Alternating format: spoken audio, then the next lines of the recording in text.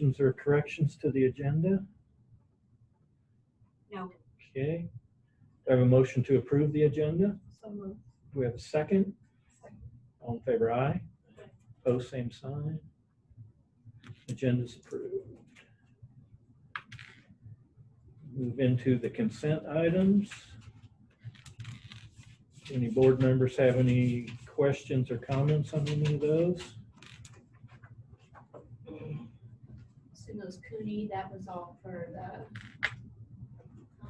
the hearings that we were supposed to have. Yeah. Those bills, plus the announcements in the newspaper. There were some bills for that. That was for that also. Yeah, the instructional support levy and the instructional support levy. Yeah, that was, and then the Allers and Cooney was the, All of it was Right. Ivers and Cooney, Yeah. so it was the hearing and the instructional support levy. We have to put public notices. Right, but I meant that weren't we supposed to have for the hearings also? Did we have to put that as a notice or no? No. Publicly? Okay. No, that's just their legal work for it. So basically, about $3,500 we paid, right? I think maybe last month there may have been, one of those bills may have been for the hearing as well. I can't remember for sure, but it may have like hit at the cutoff or something.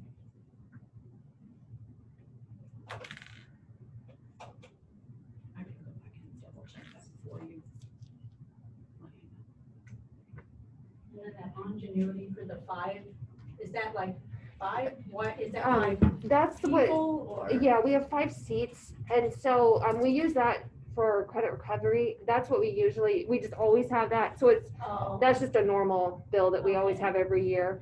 And then we'll have a different set of bills for our online, Okay, like our curriculum. Right. I'm not sure if that's in this month's bills or it'll probably be in next month's bills. and then that Max Pro, that's for all this COVID, all the supplies, that Max Pro. I don't With know. Max Pro, it was Not me. $4,000. I had a different, page 3. On the pre-page or the bills? It's on the it's on the bills. Because I'm assuming the Martin Brothers are the normal, those are just normal supplies. And. Oh, yeah, 500 spray bottles. Oh, yeah. Spray bottles and then 250 refills. So Deb did that. I That's, didn't yeah, know where that that's came from. each kid's gonna get their own little, it's like a little handheld sanitizer. And it's just like in a little pump, like a non-aerosol pump spray. And then they have big jugs that they can refill them. And so every kid will have one of those at their desk. And I assume we probably don't know how long that'll last, like the supplies Yeah. that we bought until. Yeah. Well, we got a lot of them. I mean, Right. there's little bags that you can refill, that just go right in there, and I wouldn't know the name of it, but I Yeah. know she's got them. What we're doing is trying to put all the PPE stuff in that brick room with the confidential, Yeah. so we're just. It's right across Go from across the hall Sarah's and fill up the office. sprayer and try to keep them all in one general area, so we know our inventory, and I'll take all the stuff she got today in there too, so. If we ever know, instead of having it all over the building, it's in one spot. And the expectation is that kids keep them at their desk or whatever. Yeah, in and their there's also, then each classroom has it and they have them at doors. I mean, we have sanitizer all over it, but we also have, each child has their own individual container of sanitizer. So, And the UMB bank, what was that? Was that for bonds or was that agent fee, $300? Yep, Was that that's, for the bond? yep. So, every time we have a payment, we have an agent fee. $300. So, but, we, have all of that interest that we've accrued, over the years, even in debt service before I was even here. So, in going through all of this, we have a little bit of a balance in our debt service, so we didn't tax for those fees so that we could use up some of that. Yeah, so, but we've accounted for it, so we knew that we would have those, every time we have the payment, we have 4 payments a year, so 2 on each one, 2 on the go, and then 2 on the save. And so every time that we have a payment, there's a There's an agent fee of $300.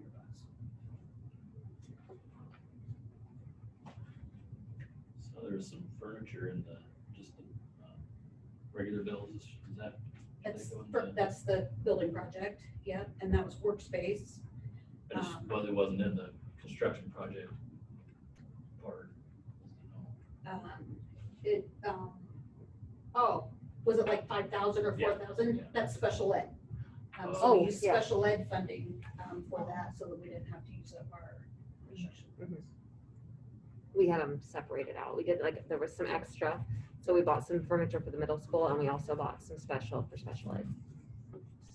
We just have to be sure now, because we paid for that with special ed, that it stays special ed. It can't move around then to others. It's in special ed runs in. Yeah, like if you see this, the old ICN room, Mr. Wilson has a couple pieces in his new room, and Mrs. Ford has some, and Mrs. Ean has some, and some really, really nice, a little different than what we put in the other classrooms, but really nice stuff.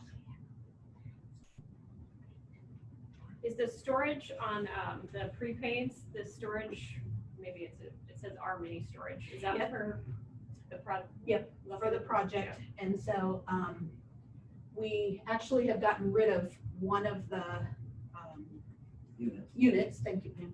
And, we've kept the other, but we'll just kind of see how long we keep There that. was We so do have much some- furniture yeah. left from what we saved. Yeah. And we did the garage sale and we did really well on that, but there's still marker boards. And then we have, Eric Harder gave us some marker boards, which we haven't got out of his basements because he's in no hurry, but we don't have anywhere to store them here. So there's just random things up there that when we get time, we'll go through it and take away that cost. So that will go because, away, yeah. You know, it might, we couldn't have put it at the bus garage then, but we might be able to now Yeah. because it'll be a smaller amount. It was pretty overwhelming with two full. What are you doing for storage for all the mess up out of the complex? It's going underneath the complex right now, and we just put it in one shower room, so we have the storm shelter, and then we have the other shower room, we just organized it and put it on trailers and trucked it in underneath. Is the storm shelter site open? Yep. Is there anything in it at I all? don't think so. One of the options we're really struggling with junior high football without the locker rooms. So one of our high school guys can kind of take care of themselves through cars and friends, but junior high won't have that, and I do not That want could them be their driving room. their helmets and shoulders in That this could be building. your halftime. Well, I think we have time figured out. But Okay. the junior high pads, I think we may use that, so if anybody needs that, let me know That might first. work, Okay, yeah, great, thanks. because I think that they're gonna talk about putting a store in here in Travis's old office, and she said they probably won't sell at football games. I don't think. Tracy said today. I think they're not selling football games, and I think So they're not this even would be buying open new on stuff for a while. Fridays, and yeah, I kind of took all the Travis's desk and furniture out, I kind of set it up as just an extra space. And then I talked to Tracy today, and I just put some shelving in there and a small table for them to check out, and they can hang some of the goods in the window, and so. It's a good spot, really. Kind of Yeah. cleaned out the Whoa, back. kind of between the Travis has two a lot of gyms, stuff yeah. Back there, yeah, Yeah. that, you know, they can put their totes back there and display. I wish they'd have it open during the school day, because we get a lot of calls. Well, during I the school wonder day. if, that's what I said to Tracy today. I mean, even if there's it was just like an hour before school somebody was that out or knows the something. pricing or has the pricing That's the list, thing, whether that Angie or Deb or somebody may, or Zach or I be able to somebody do that. just be from able here. to do that, because. Yeah, we it- can Yeah, probably we do just have no costs and all Yeah, that they'll stuff. have that. Yeah, I you mean, can that's- have, And they use that iPad to do it, so so maybe you can just we be could on put, that. yeah, we could, I'm talk sure we to could talk everybody with, or whatever. yeah, Tracy. and But I get think that that figured would be out. nice for them, and we kind of got that set up for them today, so when Yeah. she comes in, she'll be able to display. Yeah. So the storm shelter should be open.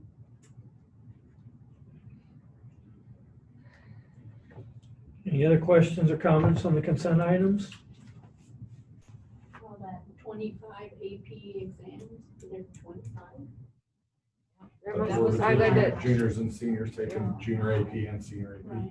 Oh, okay. Yeah, we had some good scores on that actually with May being out. Those AP kids worked all the way through, so they got Right. one mandatory. I saw the list, I can't obviously share it, that we were, some kids that I wouldn't have thought got a really good number, so. Well, good. And they paid for it. You just don't see that side of it.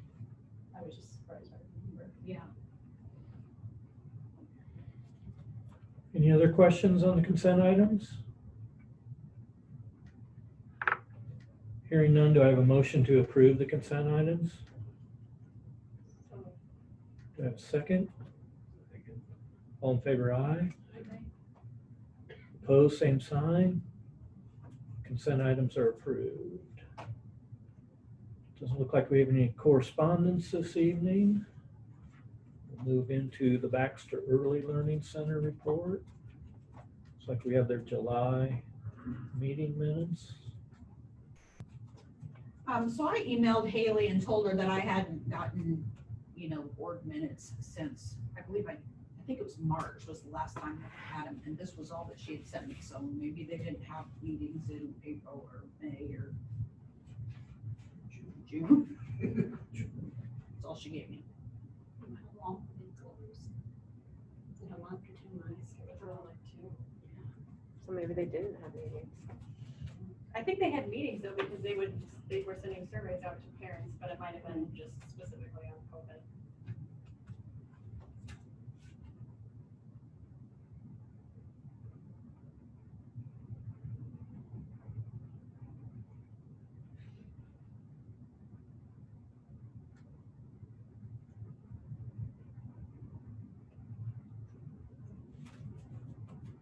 Anybody know how many children they have now compared to when they say in No, March? they're down, but I don't know, just by reading in there here, and I think just by hearing from them that they have a ton of babies though. Maybe go to Baxter. Yeah. Just wait. So they had actually hired another person just 5 for more years, babies. we'll get them. Yeah. I wondered about the staff being laid off, if they were down with numbers or something when I was reading that.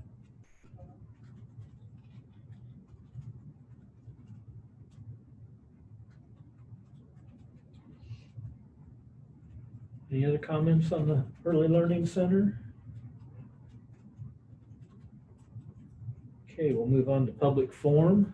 Is there anybody on Zoom for public forum? Anyone on Zoom have anything to say? Well, I don't see anybody. Okay. Move on past public forum into the business items. First item is the new school start date, which we just had the public hearing about. So we just looking at changing it to August 31st, 1 week later than what we'd originally planned. We do probably just need to discuss if you want, I know we have the time built in so that we wouldn't have to make up those days, but that's up to you guys if you want those made up. And then also like with the staff, because the staff will have to make those up. So now they'll have like 7 days. I think, Rob, Jason, do you remember, do we have 2 days at the end of the year? So we'll have, we'll have 7-ish days at the end of the year to make up for the staff, which is a lot of days, but I don't know if there's things that we could spread them out. I mean, they were really gracious with us this year, the way we were flexible with those. I don't know if that's something we could talk about with them, and if there's training or something that we'd need to do over next summer. But that's just something to think about. 7 days is a long time to just wrap up a school year. Anybody have any thoughts on that? What do you guys think? Students taking up that time.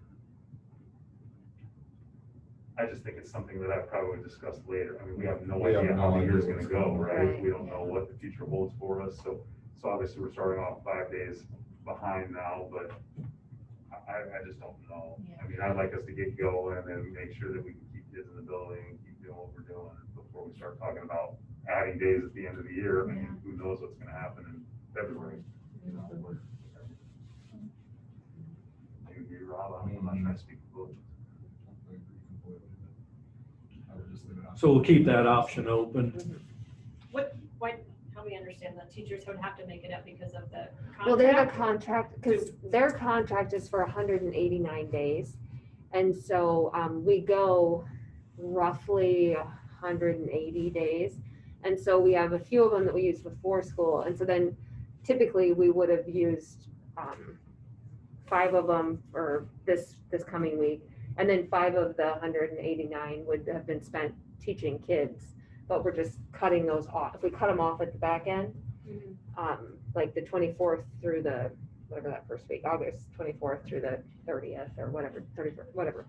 Those days they normally would be teaching kids, but now they're gonna be using those as PD, whereas this week they normally would have been working on PD and they're not here. And it's not by any fault of theirs, it's because we didn't have power. Just pushed Yeah. everything back. We just a pushed week. everything back. So instead, we didn't cut their contract from 189 to 184. So they, Can we do that? I mean, we amend the could. contract? No. Okay. No, but we probably need to look at board policy because board policy says that the students will go to school 180 days.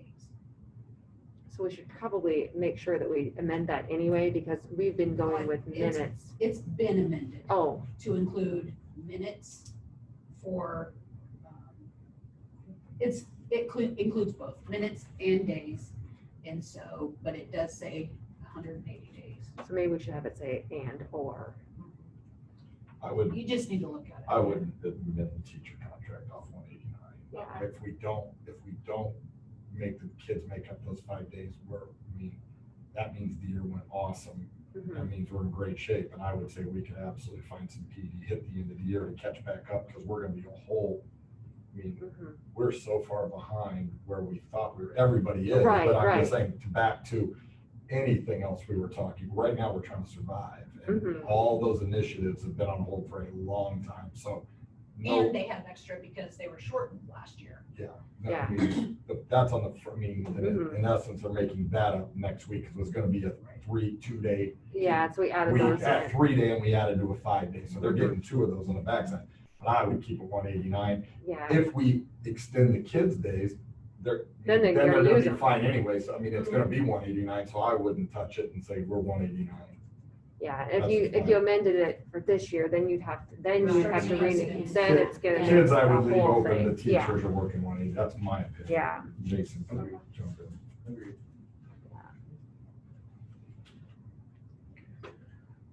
Okay, any other discussion? Okay, do we have a motion to approve the starting date of school as August 31st? Second, all in favor, aye. Okay, who did what? Opposed, There's same someone here in a sign. second. Okay. I just- Okay, motion's approved to begin the start of school August 31st this year. Moving it back 1 week from original. Next business item is the building project update.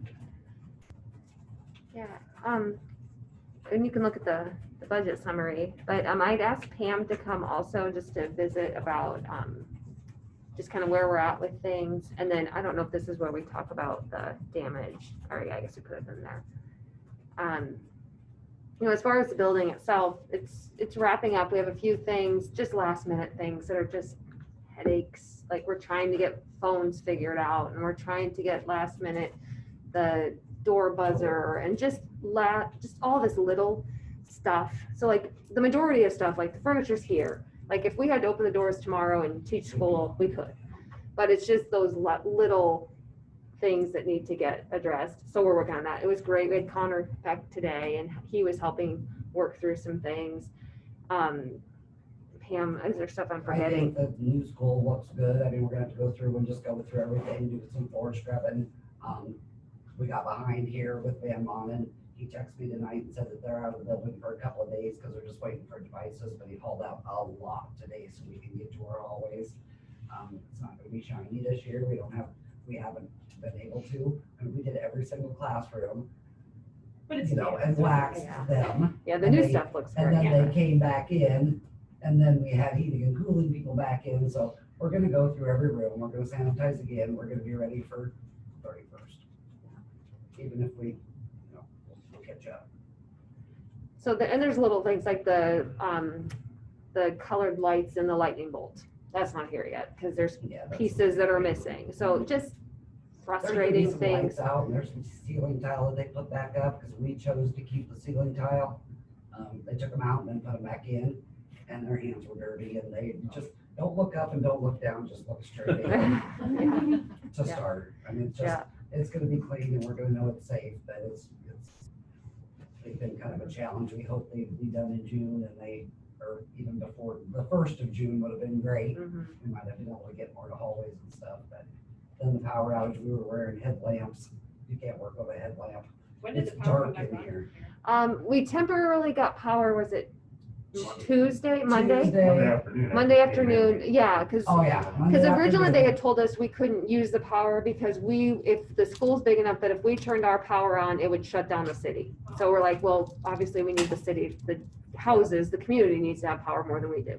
So then they said that we could, but we couldn't run our AC. So that was fine. So we just tried to We be real did minimal, just limited really amounts, went limited. through and shut all pumps and Yeah. all that stuff off so that we didn't get a big blow. Right, and then yesterday we just were like, again, limited, and then we got the call last night that it was gonna get full Everything was on. good. So then today when we came, it was, And everything normal. seems to be working. I mean, I didn't know about that unit after it got knocked off its pad, and do you wanna talk about that? Cause that, we could just roll right into then to the storm that'd be great, damage. then I can go. Yeah, do you wanna talk through just a little bit of the damage that we've sustained with the Okay. storm? So the Just so everyone rooftop knows. unit was just, it got knocked off about 3 feet, and it was kind of hanging, and didn't fall all the way off.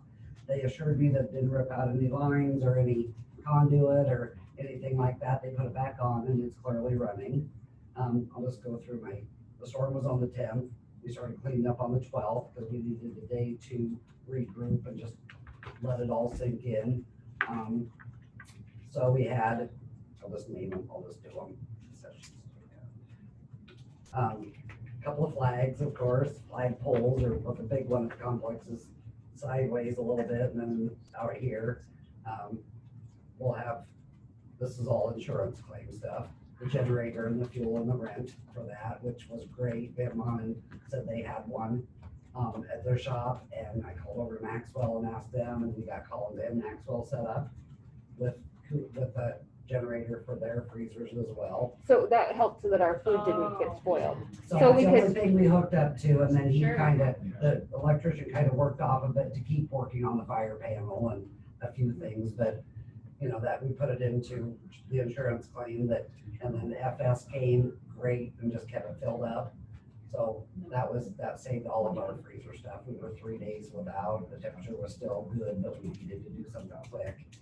So they pulled through what works for us on that, and then also went to Collins and Maxwell, so that was, they got power before us, so then they went and got those, and we just went up this morning.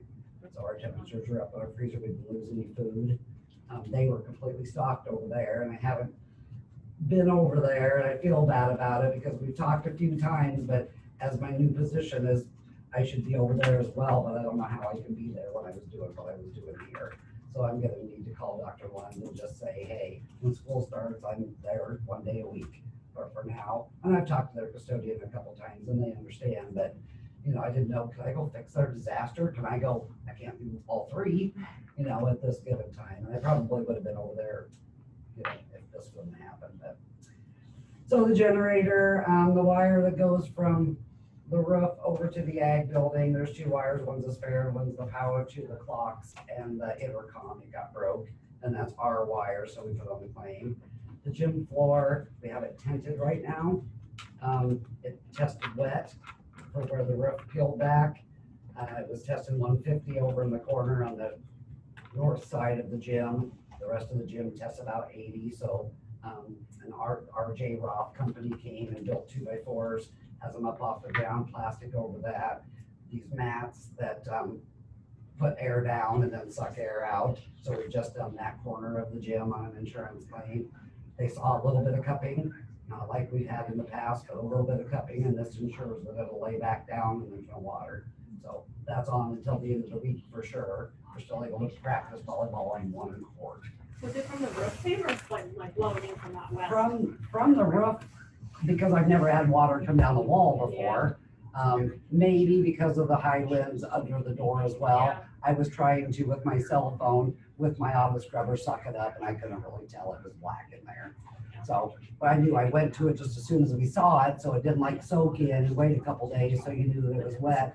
actually, when I went and took the trim off, I couldn't even feel it wet. But then they bring a meter and set it on the floor and it tested wet. So we thought, you know, with the insurance claim and the way that it was, I've got my roof quote already for redoing that gym roof. I think we're lucky that we didn't quit when it did, because I think it would have peeled it off.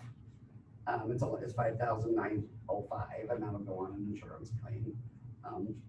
But we're gonna redo two sides, the north side and whatever way that is.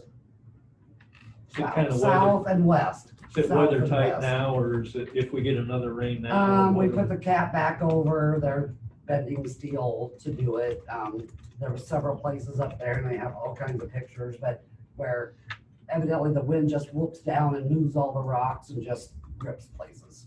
So the piece that flew off is about 20 feet long and it flew over into the membrane of another spot and made a slit there. And then 3 or 4 places where it just, that one piece is laid in the bus drive and it made a little bit of damage. So we're aware of all of that. We didn't have any other ones, which we were lucky on. So that's what made the gym floor wet. So that was West Gym Roof. Football and softball lights, I have ardent lighting coming. I did turn on the football lights this morning and there's like 3 bulbs out here, 4 bulbs out here.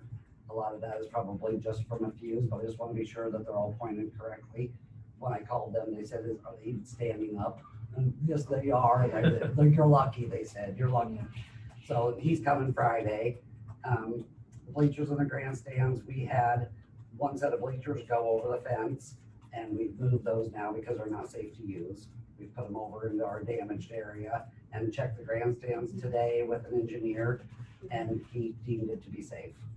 We wanted to be sure that nothing shifted. I was concerned because one of the doors that goes underneath to the restrooms, I physically can't shut it. It moved enough that I couldn't shut it. So I was concerned that maybe everything twisted and then we'd get 300 people on there, we'd have an issue.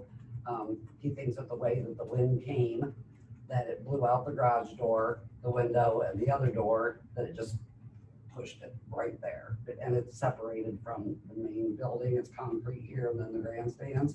So that gap probably saved us from losing, because they're able to go through there. But he was a very nice guy, didn't Super charge nice us guy. anything. I mean, I'd called the insurance company and asked him, if we get a structural engineer, do you pay for that? And they said that they would just give us $500 somewhere else to pay the guy, but he wouldn't take any money. He said, give it to the kids. Today, he did. He said, just spend it on the kids. So that was pretty cool. Yeah. I thought. Football, softball lights, bleachers, grandstand, complex twisted, no. Fence is huge. There's a lot of places that maybe we could go take some ties and put them back up, but I had American Fence Cam, he came the next day. It's not always what you know, it's who you know. I have in my phone, Jeff Fence. I just have to remember what's that guy's name. Jeff Fence. It's quite substantial, but it's also insurance, it's $47,000 for the backstop where the trees had went down. They can't just do an area, you stretch it so it's tight. It's a whopper out there, and you know, I know a couple people have asked if we could, the backstop could have more of a slope to it, and I can visit with them, but they're gonna start next week. So they said they'd work on the football field first, so we know that it's safe. Kind of where the bolts thing is, if you've seen that laying down. Ed and Don Aikens kind of pushed it back up, but it's gonna be safe. The track crack, we got nothing out of the track crack. We The crack tried. in the track, but we didn't get nothing. It was there. We I was tried. Yeah, I my- was gonna say, gosh, It was We already really there. tried. It's just it's just he was an pretty savvy expansion about it. crack. But I crawled on my hands and knees where those bleachers came over looking for a divot. I thought those bleachers came over there on the track, there's gonna be something, but couldn't find anything. Okay, of course, football shed, electrical shed, baseball press box, softball press box, all gone. The gator has a crack because it was in the building. One dugout for baseball is gone, and we found that the other one is twisted bad. So he said buy 2 new ones. That's how he says it, buy 2 new ones. So we'll get 2 at the baseball field for sure. I kind of threw in the ticket booth. And he said buy a new one. Nice, we got a new ticket booth? Yeah, I told him to tell over and we'd already picked it up. And what's the, like, I mean. It just has fallen over So we several get a times new one, before. make one of wood, I mean, Something. gives us something to work with. I don't know Something better. until it comes. We just drag that sucker all over the place, and it's been the softball and it's fallen over, it's been the baseball and it's fallen over, and yeah, he said buy a new one. Just saying. This is all Anyway, being and the ticket booth, the Gaga pit moved over on the playground, it came off its pad and moved over. recorded. Gaga pit on the playground, It's like so the the most popular tiles, thing on the elementary playground. yeah, the Gaga pit, so he took a picture of that. The garage doors, I already have, Dustin Huffaker to do 2 garage doors at the complex. And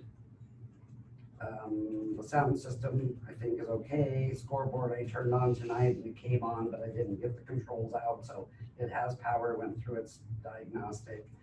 Several things that the coaches are saying, some baseballs, yells, green. There's a high jump mat that was in the building that was damaged. Some football equipment, I think Brett Slight said that the pitching machine was bad. The gym, whatever that, or the football trampoline, I call it, I don't know what it's called. The shoot. Shoot, the Shoot when shoot. the elementary kids think it's a trampoline. It went That's why bad. it wasn't very good. I think he was gonna give us, 25 trees, so 25 cover it. And we cut and cut and cut, and they had a group over here. The playground was more, really, quite a few over there, and then there's still Yeah, some we- down on the We've fence sized about line. 10 trees over here. And And we he should said if have, I give in the you- correspondence, actually, we should have said a big thank you to all the people, Mm. the Oh, yeah, community. those I kids, mean, all that the kid. kids, the community. Was- We just- Was a rock star. There were really, so those many. kids were A lot of amazing. kids. What next, what next, what next? I Yeah. mean, Admired her the as a boosters rock star. pulled together. Tracy Shepley went and got a pizza. So we set Just up the one? complex and had pizza, and, One pizza. well, no, she got several. Oh, pizzas. yeah. She So went and we got a should bunch have of said pizzas that. from We the did, boosters I and mean, brought it for back. sure. So thankful to this community Yeah. for all their help. We kind of left it to Jeff Shepley, to clean up the complex. He offered, and he had Rick Thatcher come and do a lot of the, just putting it in piles. I talked to Jeff yesterday. Today he got the press box off of the dugout, or off of the backstop. And what's out there right now, and if anybody has time to look and you want to make a decision now, but we just want to burn. So I can talk to Brock and see, and then he'll just pick up the steel afterwards. We don't really know what to do. So, I didn't put on those soccer goals. Did we get those, basketball backboards from those goal setters? They were in that football shed, weren't they? They were on the side of it and they still are. There's a roller and those and some soccer I mean, the goals. backboards themselves, Yeah, they were in. inside Yeah, there. they're in the. We got them they're in the saved? Complex, yeah. Okay, The poles themselves are still Yeah. outside. yeah, that's fine. There's some homemade soccer goals that were in the building that were holding the building up, so they drug those out first, and they're pretty banged up. There's pieces broken, they were handmade, so they were welded, and he said buy 4 new ones.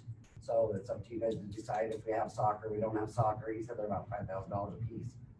So we had a bigger set and a smaller set, so that's something that we can decide on. I know a lot of the football bags are ruined, but there's also where the goalposts, are those usable? Because we have to have, the 2 The ones that goalposts wrap have to around the wrap around the. Actually, I'm not sure about those, they were in there. Yeah. Okay. I They had just I got the saw them- football stuff over to the shed, so that helped. I I saw feel them like like, football most of them, cart. well, the good is I moved the good stuff and the bad stuff got ruined, but they're gonna replace the bad for good, so. Yeah, I think we're just going to make that list of But that. we have to have pads for Friday, For a week from Friday. Friday. well, I know we had them because I saw them sitting I by the know there's purple, one they in the were building sitting that by the purple mats when upstairs. they moved them out over to, they had them leaning up Okay. against the fence. I saw Actually, I them sitting forgot there. about him, because I think Josh grabbed them when he took his track mats. I but bet they're can with the make a track. note I'll on- check on it tomorrow too. On pads, It's up to my head. goalpost pads. So that's, instead of our damage, I figured about $300,000, and I can't believe that, it can't be if the fence is 47,000 by the time. So Jeff is gonna clean it up, and then we can do whatever we want for quotes. Of course, I quoted if we want them to rebuild for us after the decision's made, what you wanna build. Quite a bit of electrical where that electrical shed was, it knocked it down, the power's off to it right now, which runs the softball lights and all the power to the concession stand and stuff over there, but I put that to look at it on Friday, so. The football lights came on, few bulbs out, so we know we're good for football right now, but we don't know about the other side yet. And it's Jake. The other side, the softball side. Okay. The Because concession stand and stuff like that. we're hours to a day away from sending to the 4 teams that are coming here for football on the COVID plan, and just want to make sure where they're going, how they're, that whole thing. So those bleachers, everything's good over It's there. good. Great. It's good. Yeah.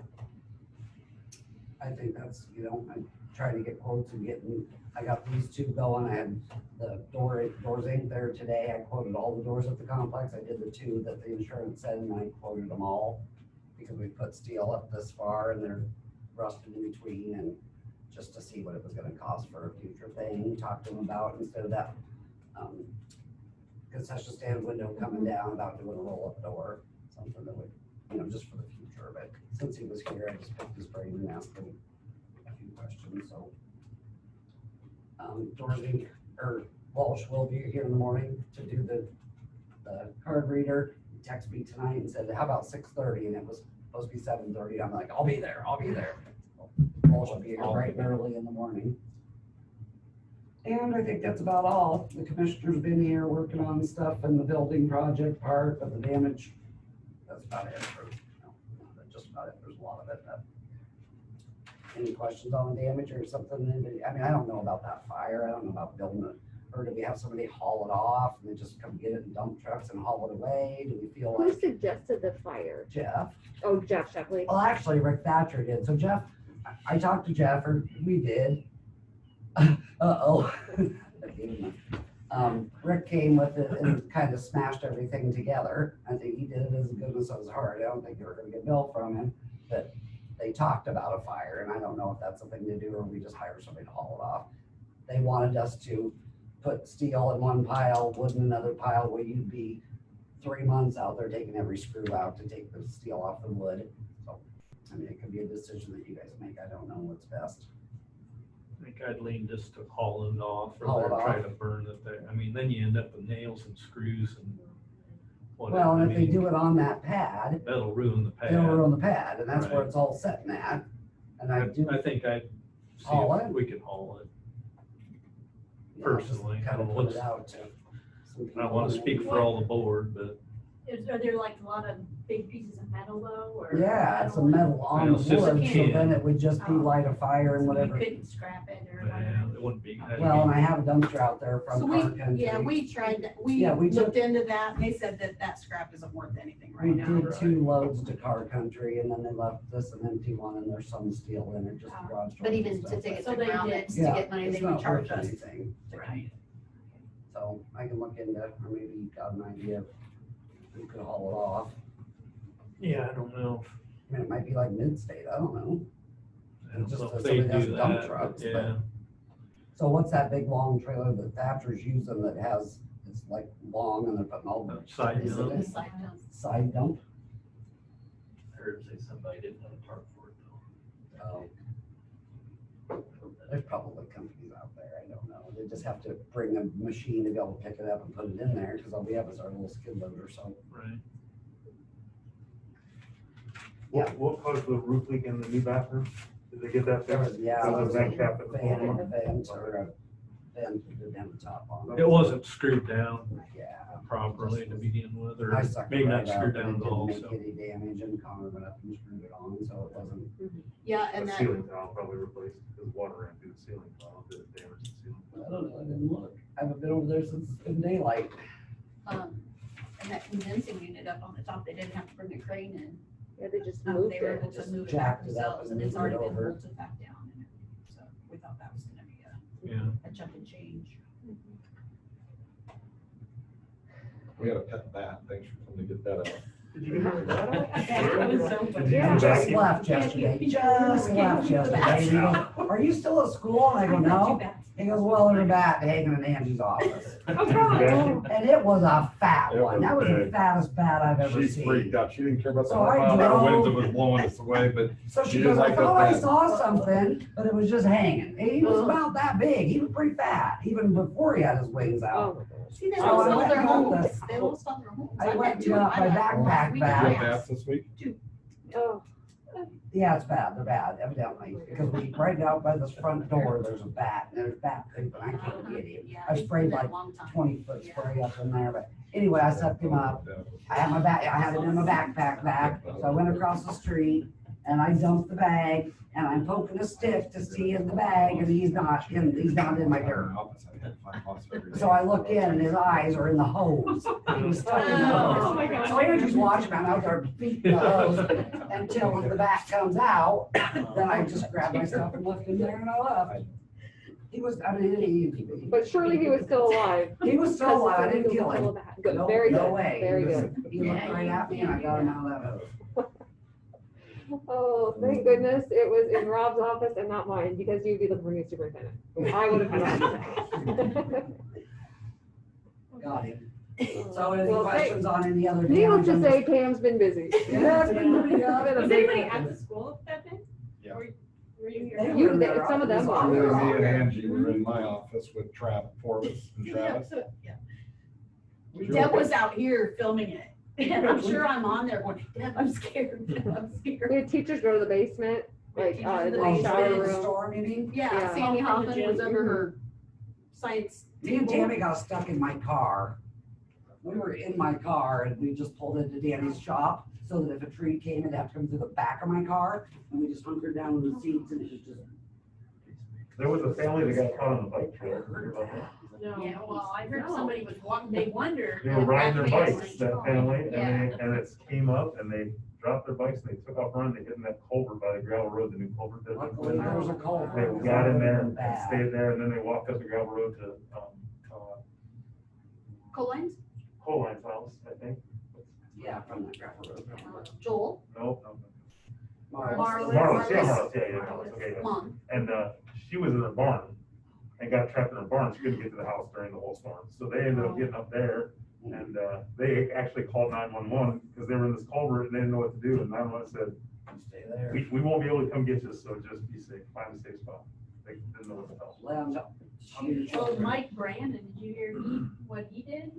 He was in his truck and he was driving, he was right on the highway going home and he was right by Westfield for that opening. And he knew, he just saw, he said his truck just started levitating. He parked the truck and got in and jumped into one of the window wells at DeYoung's house. Brian DeYoung's house, and he said he just laid down there, he was banging on the window thinking but they weren't, they were up at the Well, that'd be a office. pretty good spot, cause I always I was heard you're thinking he supposed to could lay in fit a them. I was ditch, but who like, wants to lay in a He's a pretty ditch? tall guy, So- he's a big guy. that lady that lives in Hurley's old house, Hurley's house out here, Uh-huh. she was on her way home from Nevada and got to Garrett and Carrie Ann's house, and she said that it's a dead end now, but it's a highway, and she said it was raining so hard and the wind so bad, it looked like the pavement was coming up and down like this. She was scared to death. It sure the heck could have been, the way that it. Could have been, but moved yeah. things. Nobody got hurt though. I know, that's what's so amazing to me. I think That was the we're first so thing that our lucky. insurance adjuster asked I think when we're he just- was out at the sports complex. He says, it's amazing that nobody was out here and got hurt. We're pretty blessed. And the people coming out of the woodwork to work for other people, and if you're driving by, just bring your chainsaw. It's been pretty, pretty cool, really.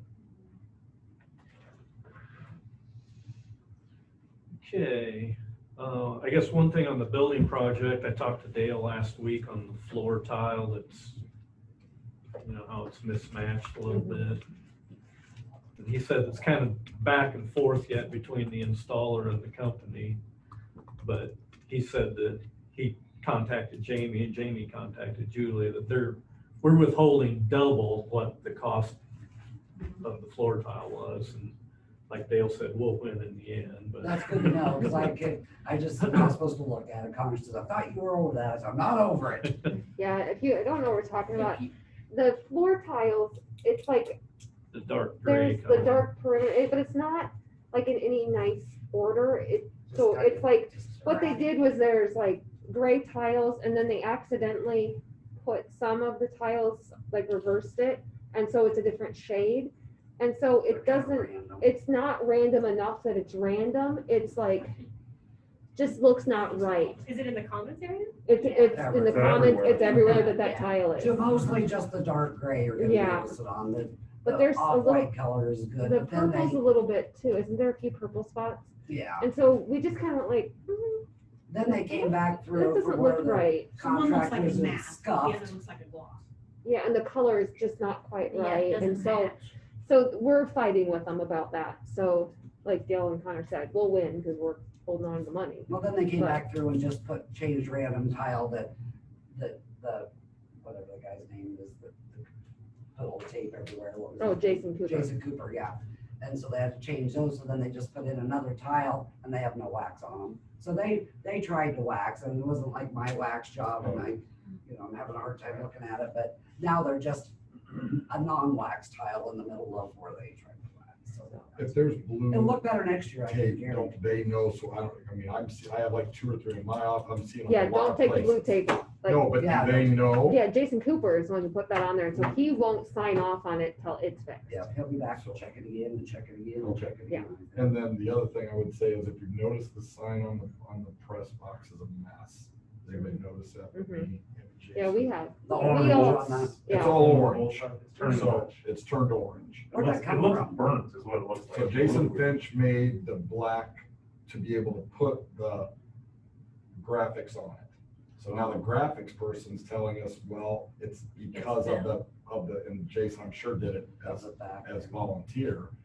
So the only thing we're gonna probably be able to do is get either that company or another company in to do another one across that. But it looks really bad and I don't know if we're gonna get it fixed for the football season, but I'm gonna try. I'm not real happy about it at all. mhm. Turned really. It's, Yeah, if you haven't noticed, I had noticed it until we were out there with the, and you may not unless you're on the When you football have to be field on the or you have to be on the Like other that. side. I thought, I Oh. saw I it, don't and I think got, other because it people kind of would looked like really notice, stormy. cause it does Yeah. make you think of the Because on sun both coming ends, into the storm, yeah. kinda. The weird part is if you look at the panel right in the middle, that's the color it's supposed to be. And the Yeah. panels off to Just the gets side, orange it's just everywhere. rusty orange red color.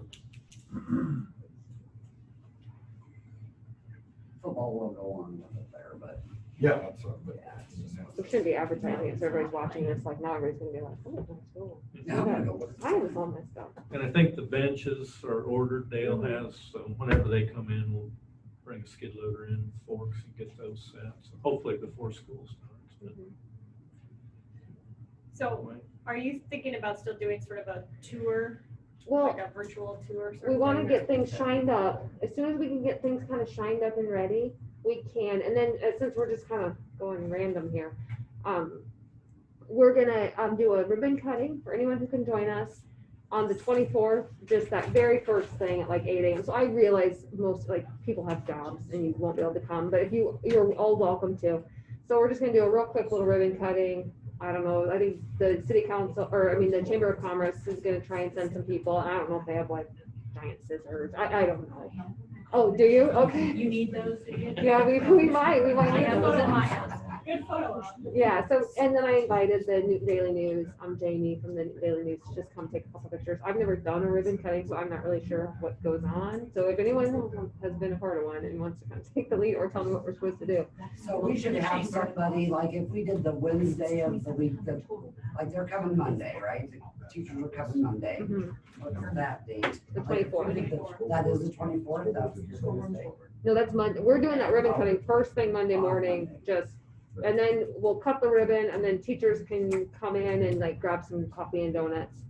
And then we'll go down to probably the cafeteria, the old lunchroom, or I can't even remember exactly. It says it in the back to school letter where we're going. And then we'll spread out and then we'll have just a real quick, Well, I was thinking for the principal part of it, if I said by Wednesday, their rooms would be ready, or they'd have the 3 days in their room before, will they do the virtual from their room? Like if Mrs. Bishop says, hi, Oh, I'm well- Mrs. Bishop, and I want to welcome. did you mean more of like a tour of the building? I think people want like a Yeah. tour, Of like the a new video part. of the new part. Yeah, But how about for the parents, we talked about earlier Yeah, that's about probably up to having Jason and each his teachers, how they want to do each that. teacher, just do a short little clip to welcome the kids in their class, since we're not having an open house.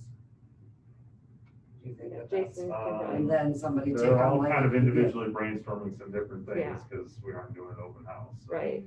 I think we should put out something, because I've seen parents asking, is there an open house that we're having at some point? So parents don't know what's going on. I mean, I don't know what that looks like, how you put it out, Well, I or, leaked that to the superintendent of Maxwell, and he thought it was marvelous. We're gonna do that. So he said, So if we don't do it now, I'm gonna feel like, Well, But we'll do something. I didn't know. I just thought it'd be cool, you know, your kids going to kindergarten and they see their teacher online and at least they've seen their face and know who they're gonna have, or, you know, if they went, Pretty good at that this we'd have to now. do like. Yeah, I getting kind of experience at making videos, so we'll come up with But you could something. probably get like Zach Backus to come, and if you just said Wednesday, here's your time slot from 8 to 8:30, that they're gonna come to your room, or I don't know. It might be more of a problem than it's worth. We'll figure out something. So stay tuned on that. But just know the ribbon cutting is the 24th. First thing in the morning, like 8 o'clock. And then you're welcome to stay for coffee and donuts if you can make it. Okay, any questions on building or storm damage, or pretty much covered it all, I think. Yeah. We'll move on to principal reports. I can go that way. Thank you, Pam. Thanks, Karen. And Jason, you want to go first? What do you want to know? I don't even know where to start. So honestly, I've probably, you know, spent as much time in the past that my memory can do, just kind of like preparing how to implement the COVID plan more than preparing for school. Like, you know, like we would typically, all the things that would typically get done are just kind of on the back burner as we're trying to implement the plan. So, you know, the teachers will come in next week. We'll meet one way or another, whether we're zooming to each other or we're getting together, but to start working through that. And so the biggest aspect, although there's a lot of plans, the biggest aspect is the lunch recess plan. It will be a nightmare. It'll be time stringent. I mean, everybody will be strictly following times, getting kids in, groups out while new groups are coming in. Same on the playground, rotating through and trying to just keep that moving. You know, with breaks from masks, with just, you know, trying to get used to a new way of doing things. I think a typical school day doesn't look anywhere like what it looked like last year. Whatever a teacher accomplished in 7+ hours a day, it's going to be really hard because there's so, I mean, even that lunch recess time is extended a little bit because I want to get those kids out for a half hour, but if you're the last one to the playground, you know, your typical time in was 15 minutes later, so I got to extend you out a little bit to get you that time. So we're just gonna have to spend the first 3 days of school getting out of one and talking about what went well, what didn't go well, what's, you know, where are glitches in our plan, getting kids off the bus, coming into the school, getting everybody just used to those routines will be the biggest thing we can do. I mean, we're asking, I had a teacher today tell me that she felt pretty confident that her younger kids would adapt very well to this plan, better than we think they're going to, right? Everybody thinks little kids aren't gonna be able to wear masks. I think they're probably gonna be, they're gonna be able to wear masks. I mean, a lot of little kids are home telling their mom, you know, hey, we gotta get our masks on before we go out. You know, I mean, they can get into that routine. We're just gonna have to work through that. And so that's where we're just spending a lot of our energy. But as I told Michael, you know, to get the kids back to school, or the teachers back to school next week, teachers will accomplish a lot in a week being here, you know, just getting their rooms ready. Many teachers have spent the better part of the last month and a half trying to get their rooms, trying to figure out configurations. They're building things to kind of like put dividers in so that, you know, we can create space that isn't really there. I mean, 6 feet of space for every kid is not there in a classroom. So how are we going to do this and also provide some opportunities to get some breaks from the masks is what we're trying to do. So it's a lot of work that way.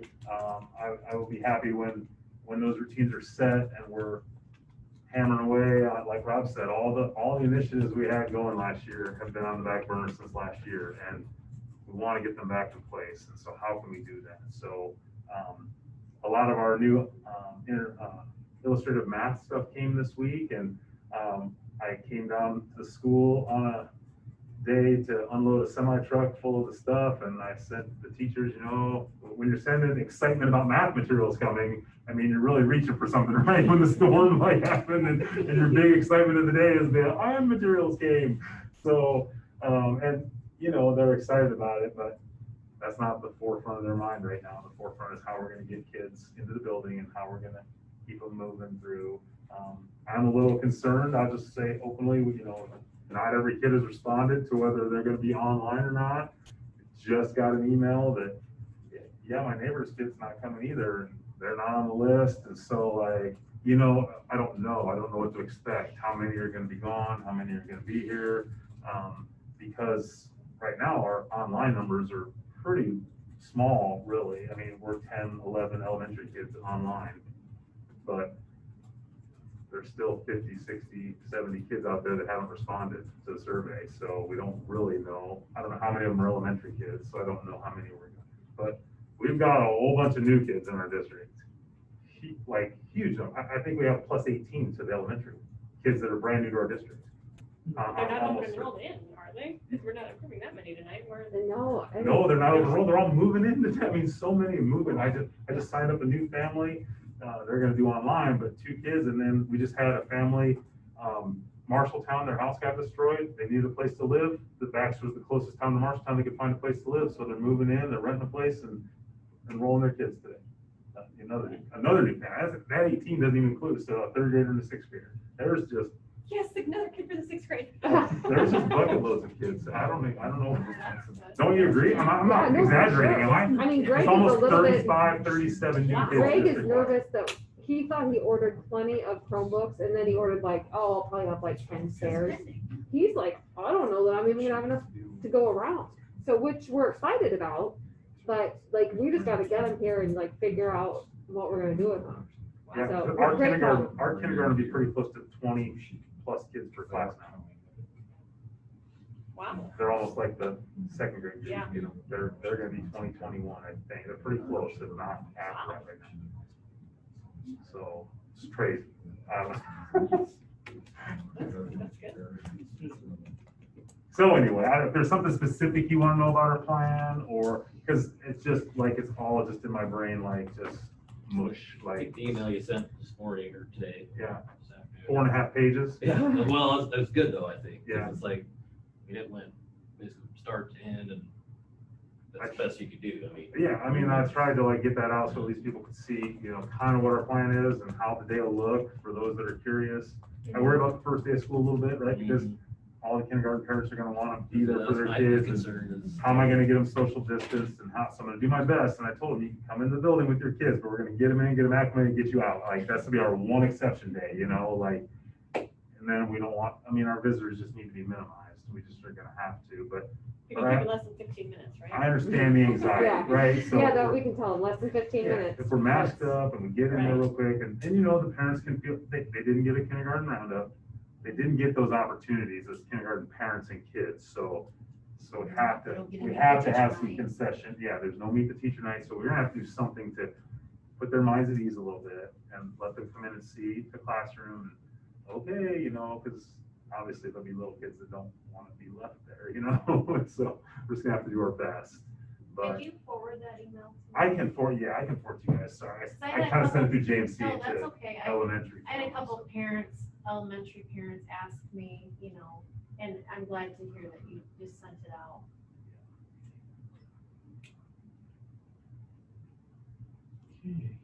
Anybody have any questions for Jason?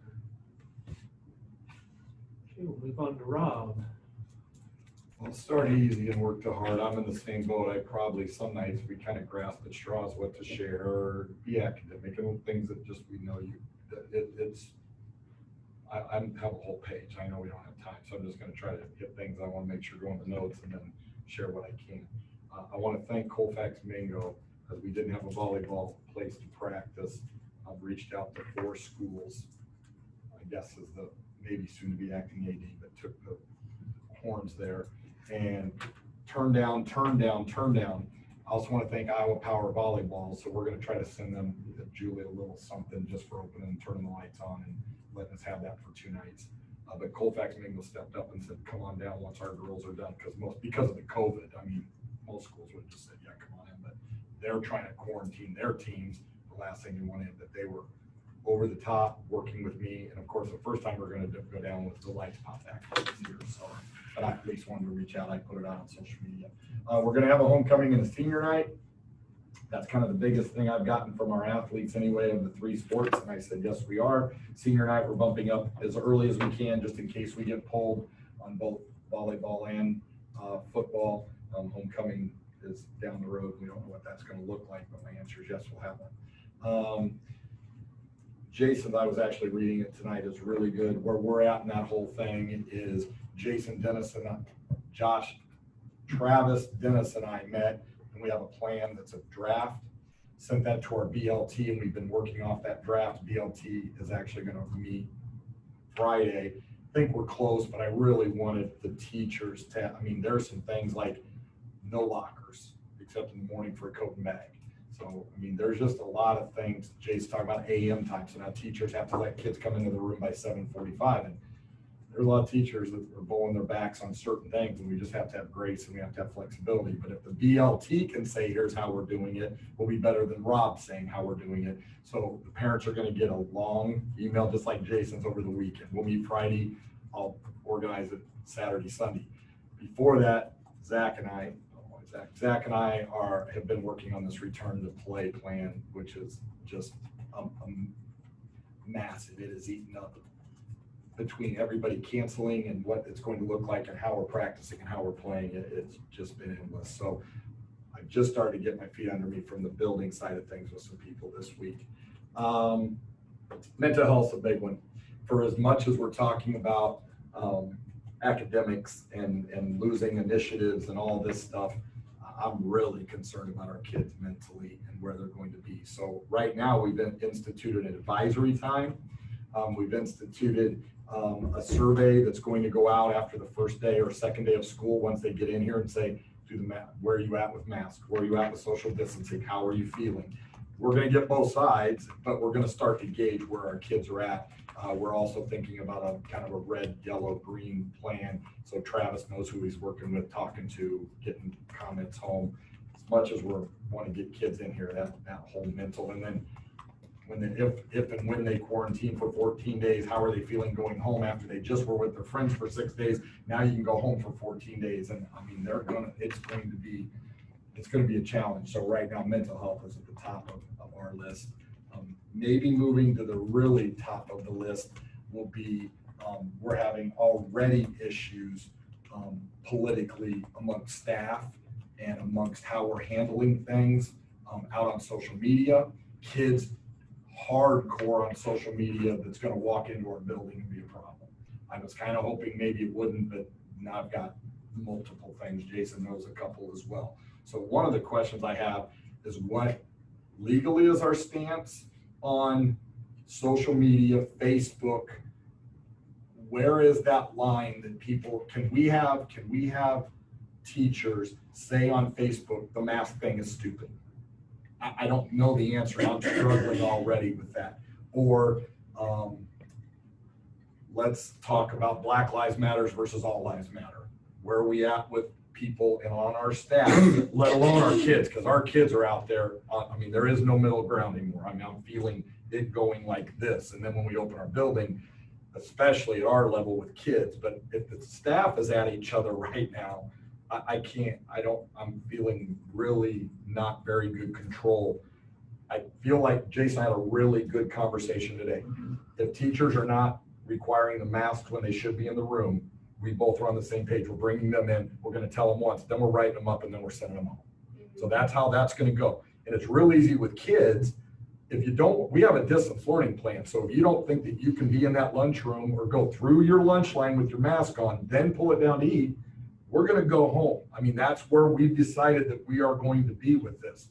Now it's getting out there on social media. So I mean, it's happened a lot today. We didn't have a chance to talk. I just need guidance, or maybe it's a district board thing and we just do the best we can.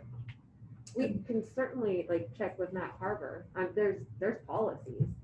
I didn't mean to interrupt you, but No, that's SAI I'm sure has policies, and we can just find out legally what are our options.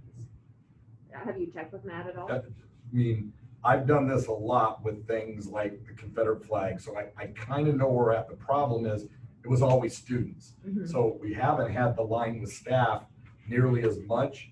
Usually what happens is then I come in and try to take it from a humanistic side and say, I know where your beliefs are and I respect your beliefs, but we're also teachers, so can you just back it off on social media? And it does for a while. But it's not quiet right now. Well, yeah, I let's think, talk. I think the biggest issue maybe as it pertains, my perspective on it is that it's perspective, right? Because I do feel that people can express their opinions, but when the perspective from the opinion is that I'm not so sure I, as the parent, appreciate your take because it directly goes against my child, right? I mean, if you're saying that on your social media that you don't like green people, right? I'm just using a general example. And then my kid's green and in your class, well, oh no, I like your kid. I'm just, yeah, well, wait a minute. Like, and that's a really kind of, but that example is out there. And especially if you think about masks, because our policy is masks. And so if you're saying out in the world that you don't believe in masks, then as a parent, I'm sitting at home going, but I thought my kid was going to be safe in your class. Are you making them? Well, of course I'm making them wear masks because that's our policy. Well, then you probably, it's not that I don't disagree that you can have a disagreement about masks. I just wonder what the perception is, and that, you know, like Rob said, on a humanistic side, I'll definitely sit with a teacher, a staff member, anybody and say, hey, let's think about this a little bit, you know, before we, you know, because we all want to express ourselves. But sometimes the perception is a little tough, and then we end up, I mean, Rob's even talking bigger issues, but the perception of that can be very large, very big. A teacher comes out and puts on Twitter, I'm going back to work because I have to pay bills, but I'm scared for my health and I think it's a bad decision. How do we feel about that? I mean, so then that person, Your decision. I mean, Yeah. that's- You can come to work or resign. Those are options. so we're okay just saying we've made a bad decision, but here I come. And I'm great if we do, but some of the stuff definitely is, I mean, yeah, I mean, when you're talking, we don't need to go into this, but I wanted the board to be aware that I have a really strong feeling that this is not about, that the COVID's gonna turn into a much bigger issue in our building. I think we'll all be able to handle it, but some things may go, Dr. Claver's gonna handle with the board and exactly, I mean, I know legalities, but I mean,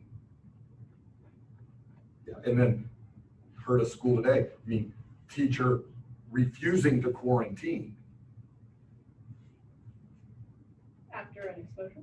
coach, so they're arguing whether they were really exposed or not. So now the AD says, Public well, health has some authority there too. Yeah. are we sure they do? Jasper County Public Health told us they would. I would know call they the did, police. and They I'm said just, they would call the police, and it's a Great. police matter. Yes. I can tell you that the district right outside to the west is not handling it that way. Only through sports, because that's constant with positive cases, what contact tracing is to direct exposure. But I keep saying to those people, I sat on the Zoom with Jasper County, but then it does come back. They said, well, they have 2 people. Once school starts, how are they, because they're going back to school and say, you do your contact tracing, and if you think they need to go home, go home. Well, we can always contact them and say, we have people that are refusing to quarantine. Can you call the police? Can they do their thing? And I'm sure they will. I mean, am I correct? Yeah. Yeah. Okay. I can't speak to Dallas I'm not sure this is the County. right time, but I Full don't ever county. know when the right time is, because it seems like we just show up every 30 days and we talk, but there's things that I think are board. I guess what it comes down to for me, if I'm not speaking for Rob, is there's so much inconsistency in the world in this, and the only place that I need consistency is right here. Period, end of story. So if I say something, then I need Dr. Clapper to back me, and she needs you guys, right? I need to know that, and there's times where I don't even feel, nothing to get, I mean, I just don't even know what to say, because you turn on this, you read that, and there's no consistency in it.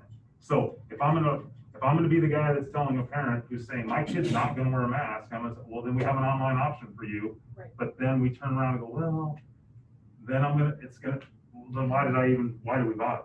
Why do you Right. look like the bad guy? Yeah, well, I mean, like, it's gonna be very difficult. And I'm not saying anybody's gonna do that, but, you know, we don't know what's gonna happen. So we just need to be a united. I just think we need to be consistent. So when Rob says there's never the right time, because it does feel like that, it's like almost daily you can come up with something that you wish you had the right time to bring it up and find out if that's really how we're gonna do it, or if that's really how the world's doing it, or what's really true, because we don't know what's true or false anymore. So we're just trying to like implement our plan. That's wrong. My view, and we've made the decision to go back to school. Okay, if that teacher doesn't want to teach, find something else to do, I don't know. We've made the decision to require masks. If you guys have blowback on the masks, I think that's like our job to say, hey, that was our policy. It does also, I mean, as far as My the big- political stuff, Yeah, I mean, that's. social media is that's the probably part the that- biggest, I know Matt Carver will give us guidance.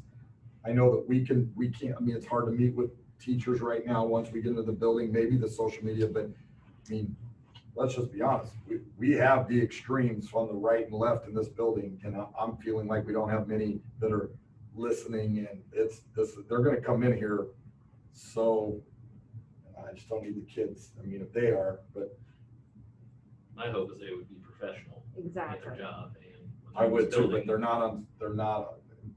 Yeah, Like I Jason agree. said, it's hard with the social media, because like you said, you can't control what they say, you know, you can't censor people, but at the same I time, don't if they're in this building, they should be. Have a united front within Yeah. school. If you could check and just get back to Jason and I in general, I'm sure Matt's taken 100 phone calls from districts between what went on this summer and what's being posted and what they can and can't. And I'm pretty much sure they can about post anything they want. The struggle in Baxter is everybody follows Facebook and sends it to every person in the world. So if somebody puts something out, everybody knows in a hurry. And then Jason and I are spending way too much time dealing with kids. And I'm personally not, because I'm on Facebook, so then it's Oh, I don't hearsay. Facebook And then I'm either, like, so- oh, I don't even know how to get on there, is it my job to police it, Yeah. like, but I know that there's people that have perception on it, right, and they're like frustrated, and how do you handle that, and it's not And it's just not teachers, Facebook, it's it's Twitter, students, it's, yeah, it's I mean, all. I get it, it's all, you know. I Then you started, wonder if they have a certain well, we perception can or talk not. tomorrow and figure out exactly how we wanna word it, and then the three of us can email Matt and get some answers. Matt's the attorney for SAI, and he'll answer questions, very responsive, and no charge. Well, I think made the news, was it today or yesterday, the Iowa State professor, Yeah. it's like, there's a thing called free speech. I understand this person doesn't like, but you cannot force your opinion on your students, I would say. So. your But if teacher- I came out and said, if I put on Twitter, I can't believe Baxter's going back all the time, why we're not doing a hybrid is so stupid. How would we handle that? You would bring my ass in and probably send me home. I mean, my butt in and send me home. But we just have to find the That's legality, we what- can't that's- just say like, well, you can't say Because that. I would like to Because know if that people statement is have okay to put on amendment rights as social media well. that our policies are And, you know, stupid. you've got like Tinker versus Des Moines, so there's like, unless it's causing a disturbance that's disturbing the educational experience of other kids, then you don't check your fundamental rights at the schoolhouse door, that's legal precedent. So we just need to get with Matt and find out exactly where are our rights as the employer to not censor, but to make sure that whatever people are posting is not causing a disturbance inside the schoolhouse. And that's where we have to find out the law and make sure that we are enforcing the law and our policies, not our opinions or how we think it should be handled, legally how it should be handled. Because the last thing I'll say, and then I know everybody wants to move on, but I do think this is really important. We received multiple emails about a student and an issue this summer. So then we know everybody comes to the school for what are you going to do about it? I had it today. Email, what are you going to do about it? And then I wonder, is it a school issue? I want to send back and say, call an attorney, call the police. I don't know why this is my issue. But then I feel that I'm not responsive, or I've taken this, you're only saying that because you choose the other side. And that's not the case. I just want to have school. I just want to have the kids in. Agreed. I mean, we all So- know that we had emails on both sides of an issue this summer, but those kids were not even our students. They're alumni. And we can't fix all the social ills in this country. Yeah. That same issue that we just had just this week, call that child's parent. I don't know what to tell you. That's how I feel. Call But their I feel parents. like If the you're upset parent- about it, call their parents. Like, we're not gonna handle, we can't fix everything. We're just trying to get kids in here and teach them. So, sorry to interrupt Rob's report. No, that was, and it's a downer, but I mean, it's actually making COVID come to, which is stemming to this, but we'll grind, we'll do what we need to do. We don't know what the first, I mean, Jason said it best, we can have a plan, and in 3 days, we're gonna have a different plan, that was not a great plan. We're gonna be flexible, asking for grace all the time through this. I just think that's a pretty much more hot topic than how we're cleaning and what we gotta do there. So I just wanted the board to be aware. I apologize for. No, it's- I Oh, know yeah. how you feel though, because, I mean, I think we all had those conversations this summer. I know I had many, you know, but we represent this side just as much as we represent this side. And you do feel bad because you might lean towards the other way, but as a board member, you know, how do you have to represent both, and it's difficult. It's hard conversation. I mean, Yeah, we've had that conversation. We have an election in November where one school in our conference has already told their social studies teachers they're not to discuss the election. And they're both sides, we're not going to put political signs anywhere. Just the times we're living through right now. I guess, you know, as far as enforcement, I think we're all pretty much on the same page. So, I mean, if you guys, yeah. Well, I've always been supportive, always feel supported. I just need to know, I don't want to make, I want to make sure when I'm talking to a student or a staff member, I have backbone, because I don't want to be the wrong person and send somebody home and they come back and say, how did that kid go home because he wasn't wearing a mask? That's an easy one. We know that's our policy. We're gonna have grace once or twice, and it's like hats or, I mean, we're gonna be on the same page. We've talked multiple times. It'll be consistent as much as we can on just mask enforcement, so. So can you remind me, because I've had this question too from multiple people, their child will not wear a mask, and it is our policy that they do. What will happen to them if they've been told once and still continue not to? What will you do? Is this like an elementary or probably they get Probably middle, you know, more middle school, high school. they get sent home? I would just like if you were wearing a beer shirt to school, it'd be a dress code violation and you'd get sent home. Like you don't get to compromise the health of the other kids because you don't wear a mask. We have the option of online, and if you can't wear a mask, then you should have chosen the online option. Can they, They have the face shield too, They right? have the face shield. so they get sent home, they come back the next day without a mask again. They get sent home again. And Probably, in my mind, it's twice, because then we know I hope the first time, and then the kid just saying, I'm refusing to wear it. I mean, I'd rather be honest, I'll have that. I mean, are we forgetting? I know you don't like the policy. And once he says, I'm gonna refuse to wear it, I need to call the parent and talk about our distance learning plan at Apex, and we can get your credits at home, and you're gonna online learn, and we're gonna provide support. I respect your decision. It's just not what the board's decision was, so you're gonna have to learn from home until we change our mask policy. It may be January, it may be 2021, but I'm not gonna be a jerk about it, but they just can't, I mean, they're just, because the next thing, 20 other kids will have them off. So, I mean, that's just, Well, bottom line is that's our policy. right, we don't get to pick and choose which policies we enforce, you know? I just was curious. Yeah. The I mean, are you process. good with that? Is that where you would land? What do you mean? I mean, are you good with what I just said about a kid without a mask? That's how you'd want it handled? Yeah, Okay. absolutely. I was more curious about what the process was, because I was asked what the process was, and I was like, well, Because if they're trying to challenge a process, I hope I'd find out in the first meeting when I bring them in and talk about why they're not wearing a mask. You know, I mean, I think I'm gonna have 25 of those in the first 2 days. I mean, it's just going to be constant. But hey, I forgot, because we're going to have some teachers who are going to not even blink with them. If you don't have a mask on, you're going to the office right now. And they're gonna follow through with that. I mean, it's not the grace of, hey, take your hat off, hey, take your hat off. So I think it's that conversation, and I will ask, I mean, is this a forgetful, is this a routine, or are you really against this policy? Explain it to me, can we fix that? No, we can't. Call mom, hey, we gotta work through this. Sure, okay.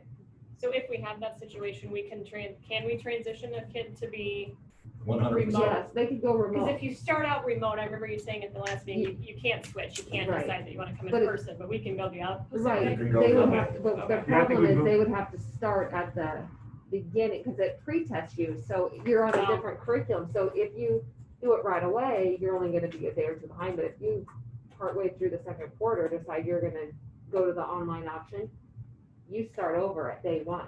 So you are gonna have a whole boatload of work to get caught up. So it won't be easy, but it is possible. Because I do think the other scenario in that's less divisive is that we will have a parent who trusted our plan and felt very safe sending their kid to school, and maybe numbers blow up in Jasper County, or they blow up around the state, or things are getting bad, and then they don't, and then they do have that option to go to online then, right? I mean, that is their option.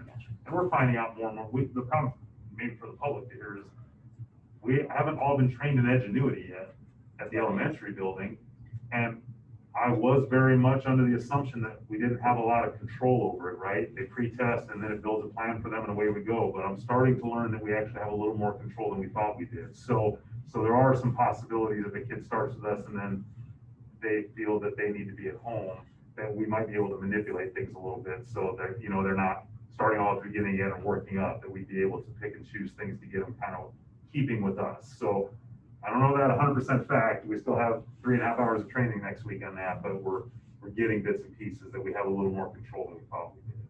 So. And when Jason was talking, that just made me think we should say this out loud so the public can hear. Whoops, somebody was, I needed to get in. We had talked about Edgenuity as K-12, and then we may have sent out an email a while ago that said we were going to go K-12 Edgenuity. But since we found a program that's called Apex, and it's for the 6 through 12, and we're much happier with that program. So we've decided at the secondary level to use the program Apex instead of Edgenuity. They're very similar, but Apex is a little bit, we're just a little happier with that program. And several schools around us are using it, and our curriculum director is going to be using it at Colfax Mingo as well. So he's going to be very familiar with it. So as far as like for parents and kids, they won't really notice any difference, but just the actual program. So if parents want to look it up for that handful of secondary kids who are going to do the online option, they should look up Apex. I think it's APEX. So I just want to make sure that people are aware of that. That's approved by the Department of Education too. Mm-hmm. Yep, tons of schools around are going to use that one. And originally, Edgenuity was just the program that we'd all heard of, and so everyone was kind of leaning that way. But then as people dug in a little bit more, we found this other program that's just as good and way more cost effective. Okay. Anything else on principals reports? Okay, we'll move on to the 2019-2020 Baxter Community School District APR reports. Michael? Yeah, so Josh would like to come and talk with the board, just give you guys some updates on some of these things. But as far as this report, a lot of it was based on your Iowa assessment scores, and we didn't take the Iowa assessment. So that the whole thing is going to be different. And then a lot of it is based on now your school report card. And so Josh would like to just talk with the board, maybe like even at the next month or the next couple months, and just visit with perhaps redesigning the way we talk through this. So it's kind of just table it for now. And actually, we could go on to the next one. Okay, and the next one is the 2020-2021 Baxter Community School District Professional Learning Plan. Again, this one, instead of having we'll still do the Mondays, but instead of having it thought out like every single Monday we're going to do this certain thing, this is such a fluid year that we are just going to do a just-in-time PD. So this first few weeks are going to be a lot of PLC, a lot of how do you teach online, how is it you engage learners. We sent a survey out this summer just asking the staff like their comfort level on a lot of the online teaching and learning, and they were all over the place. And Jason, Rob, you can chime in if you remember, but I know a lot of people did not feel comfortable teaching an engaging lesson, and how do I do assessments online? There was just a lot of concern. And so a lot of our PD is going to be around these things. So it's unfortunate that we had to table just a lot of the stuff that we've been really working on. And there's still the things that they need, like Jason's new math. They still are gonna need time to do that and to learn about that. But a lot of it is gonna be, kind of an emergency basis this year, so. That's kind of where we're at with PD. Okay. Board have any questions on that? Okay, we'll move on to the review of board policies. That was the 100s through 300s And and the then, COVID policies. and then we had and I actually, just added the Title IX policy as well, and you can click on that, if you like, and then for some reason, I can't get it to delete the first page, but if you scroll to the second page, you'll see. This is just a new federal policy that just updates the discrimination and harassment, policies. And so we have to add this policy. So it's a new one, but it just mostly goes through, the way you, investigate a sexual harassment claim, and that, you won't retaliate against a person if they file a claim and that sort of thing. I mean, which we wouldn't, of course, but, it's just a new policy that has to get added. Did any of the board members in your review of the 100 through 300s have any questions or find anything on those? Julie, did you have anything in the 100 through 300s? I'm gonna be honest with you, it's all I can do to keep up with all the new policies that are coming out. And this is just the first reading of those, so. Right. It'll be the final reading of the COVID-19 policies, which we talked about talked in about depth last, last time, and right? I've reviewed those again, and I think those are fine.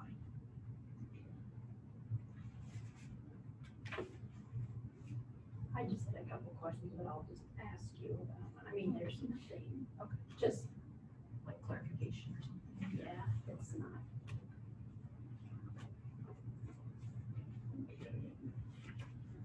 So with the final reading of the COVID-19 policies, do we have a motion to approve those? We can, Final reading. we can talk a little more about like building usage. Oh, that one of yeah, that these? was one of those, wasn't it? That was one of the One of the COVID, COVID policies. Because we had said, that we were no, leaning to no outside, and I would agree with that. would include that. Who would be responsible for the extra cleaning? yeah, so we just decided on. Yeah, it. because we feel that our janitorial staff is already overworked with what they have to do in the 8 hours that the students are here, which is their primary function. And then to ask them to work longer to clean up after these wrecks, or to hire somebody, we're struggling at finding somebody to work. So, I don't know, and I've discussed it with a few of those, groups, sorry, and, they're perfectly fine with it. They aren't even sure that they're going to do anything. I think they're just sort of kind of waiting for us to decide what it is we're gonna do. Like, one of those groups says, we're just gonna offer, like, it's not even gonna be a tackle football now, it's gonna be like a flag kind of a thing, and it's only going to be outdoor activities, it's not going to be any indoor activities, and so they're just kind of on the fence waiting for us to, but they anticipate that we'll say nothing inside, at least through the first semester. So we can revisit after. Yeah, all these expire December 31st, so all these COVID calls too.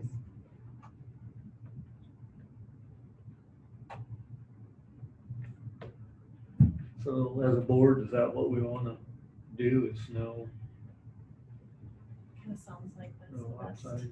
Yeah, That's for any group, any group, yeah. not school related. Mhm.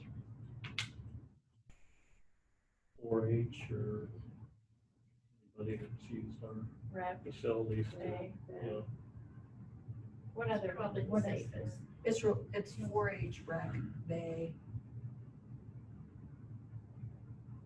I think that's it.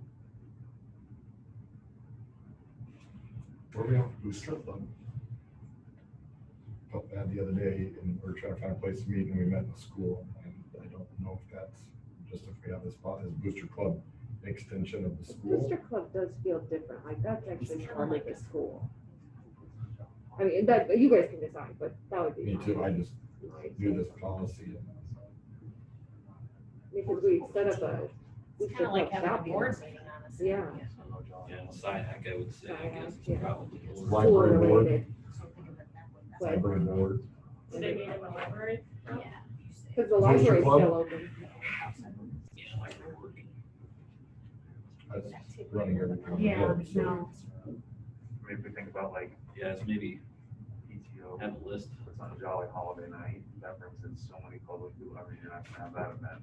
Yeah, that's probably not happening. Yeah, so, but just think of those events that they. Have you talked about,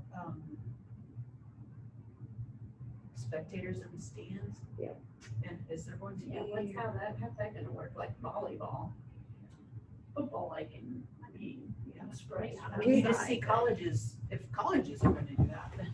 We've got a, So- we've been working on it. It's going in that return to play plan that I guess I mentioned for football, but the volleyball as well. At this point in time, we're still meeting.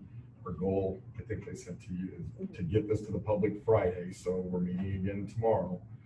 I don't believe, as a conference, there's not going to be one, this is what our conference is doing because of the masks, because of a lot of things.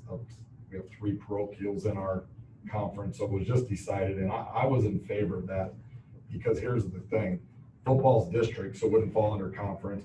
We have 6 varsity or 6 varsity home volleyball games, and only 4 of those are conference, so 2, those people wouldn't fall into the conference anyway. So I said, how much time are we were already fighting about it, and basketball, I agree, but that buys us time to what we want to do.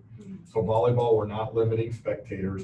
We're going to take cash in hand, 1 entrance. We're going to ask that the other spectators use the other entrance, but we're going to come back out into a mutual concession stand that will be prepackaged and Can we drinks only. Oh, The only thing we haven't solid land on, or do we want to stripe off every other? I mean, we're going to have no problem getting, we have Collins Maxwell, which I think we're still going to be fine. So do we want to rope off the first row and the third row and call it good? We are going to separate. Most places are not having student sections per se. So that will be me working with the students, which will be day 2 of school, that we're not going to all go down there and jump in each other. Our mask policy is our mask policy. So we're going to ask all parents of our school and theirs to wear their masks in the school, pay our ticket takers with your mask on, go into the gym with your mask on. Then if you can social distance at 6 feet or sitting with family members, you are fine to take your mask off. If you get up to go to the restroom or out to the concession stand, we ask that you put the mask back on. The state unions have said that's not the AD and administrator's responsibility to monitor that.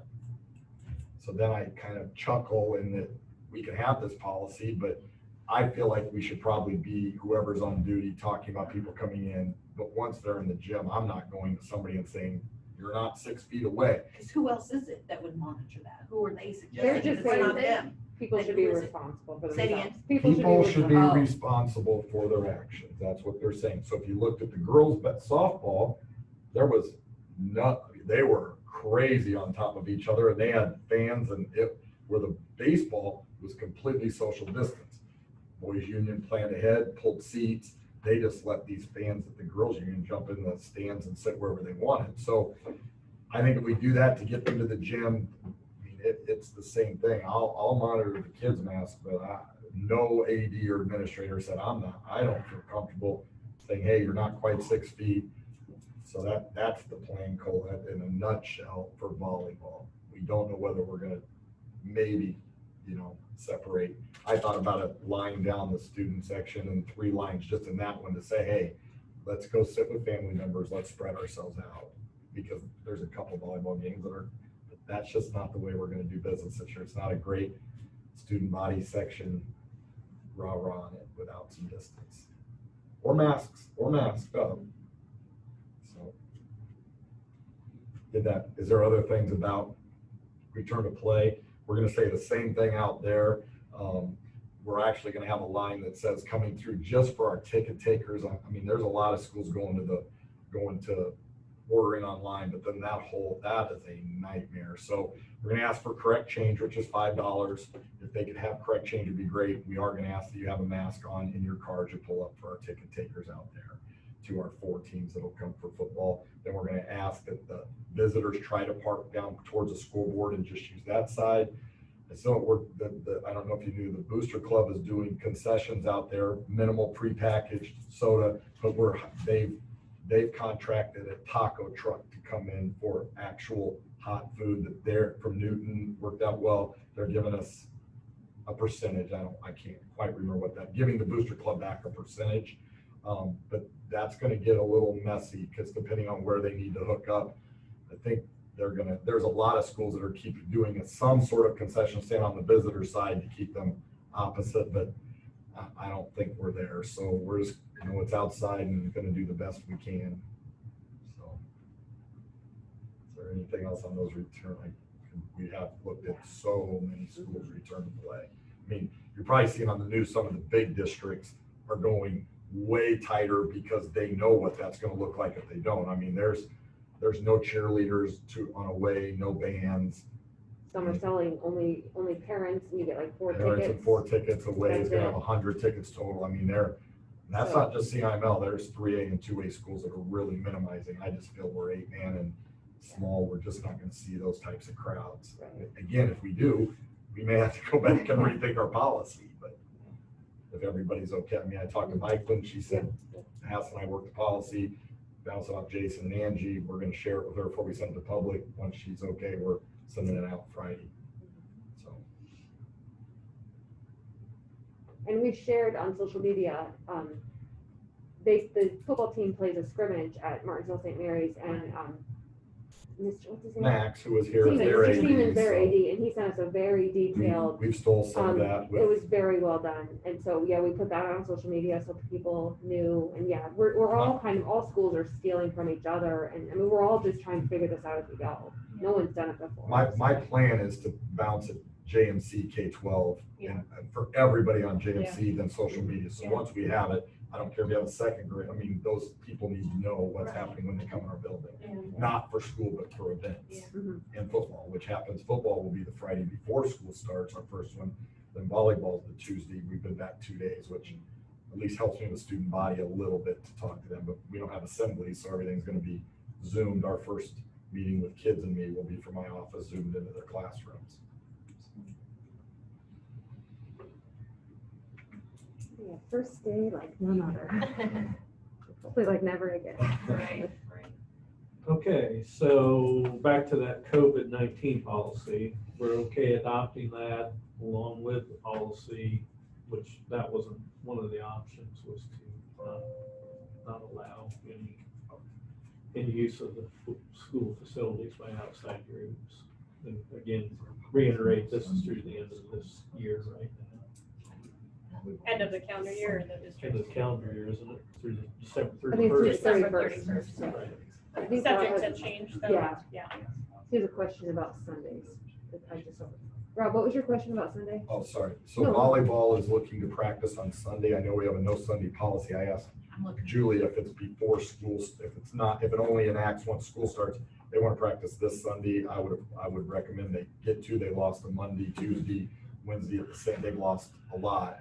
So, but I just Well, don't know even if we if have a policy, the board can approve it, right? Well, we can't. I just know they needed to because During it the wasn't school until year. during. So Oh, then I okay. can just tell her it's fine. yeah, okay.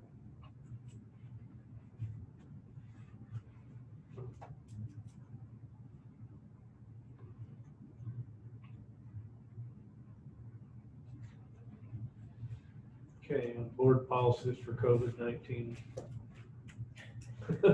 Back to Back that. to that. We can't just leave it.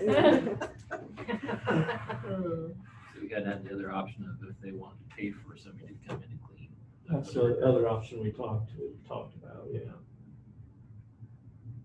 Then you run into who that is and what they know Other what to people. do. Are they doing it to the standards that we need or want here in school? I think that's We hope they would, but right. Or is it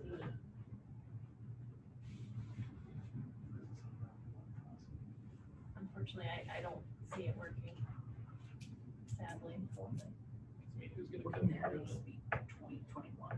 rec volleyball I this mean, Saturday? They're gonna, how many, you're gonna have 100 people here. And who's enforcing, is there a mask policy? Like, just because we as a district have a mask policy, if rec doesn't have a mask policy, are they gonna enforce our mask policy? Like, just so many questions. So many things, yeah.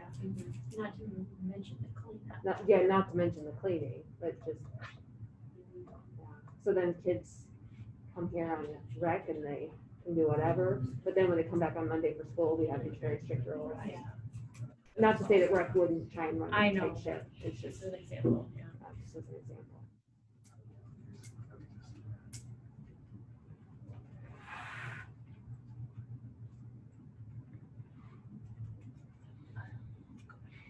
Any more discussion? Do we have a motion to approve the COVID-19 policies as part of our board policies, which they will be in effect through December 31st of this year, So moved. which would include the non-use by outside groups of our facilities. So moved. Okay, we've got a motion. Do we have a second? Second. All in favor, aye. Aye. Opposed, same sign. Motion's approved to adopt those board policies for the COVID-19. And then next meeting, we will have the second reading of the 100s through 300s. So if the board has a chance to look through those between now and then, we can discuss it at that time. Okay, the next item is to approve the 2019-2020 Title I application process. It's actually 2020-2021 application Okay. process. Who's I gonna think we- change that? I think we decided we're gonna move that to next month. Because they've moved it over to CASA and I don't know if there's really anything that you need to approve at this point. What is it due?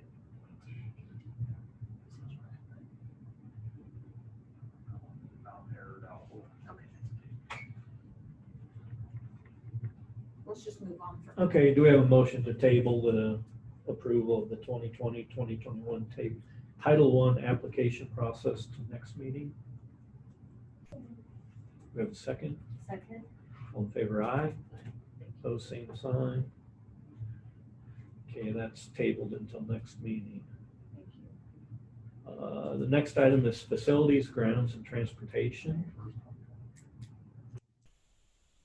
Looks like first thing is Johnson Controls Service Agreement. It's just a renewal and added the new building. Okay. Yeah, so I had Jamie look over this Johnson Control Service Agreement, because if you remember, we were in a 3-year agreement and the first year's done and good and okay, but now we have this new building and we have a lot more units that need to have air filters put in that we didn't have before, because before we had the boiler heat and now we have the units. And so I just had Jamie take a look-see at it to make sure that they weren't out of control with their prices, and he said they were fine, they were right in Okay. line.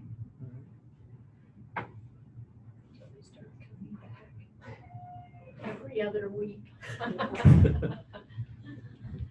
And then the Midwest Alarms Fire, that's a 5-year agreement. And that includes, the new building, and it's actually a really good price. It was, John, do I remember, right? It's cheaper, and it was including all new stuff, and it was Right. the new building.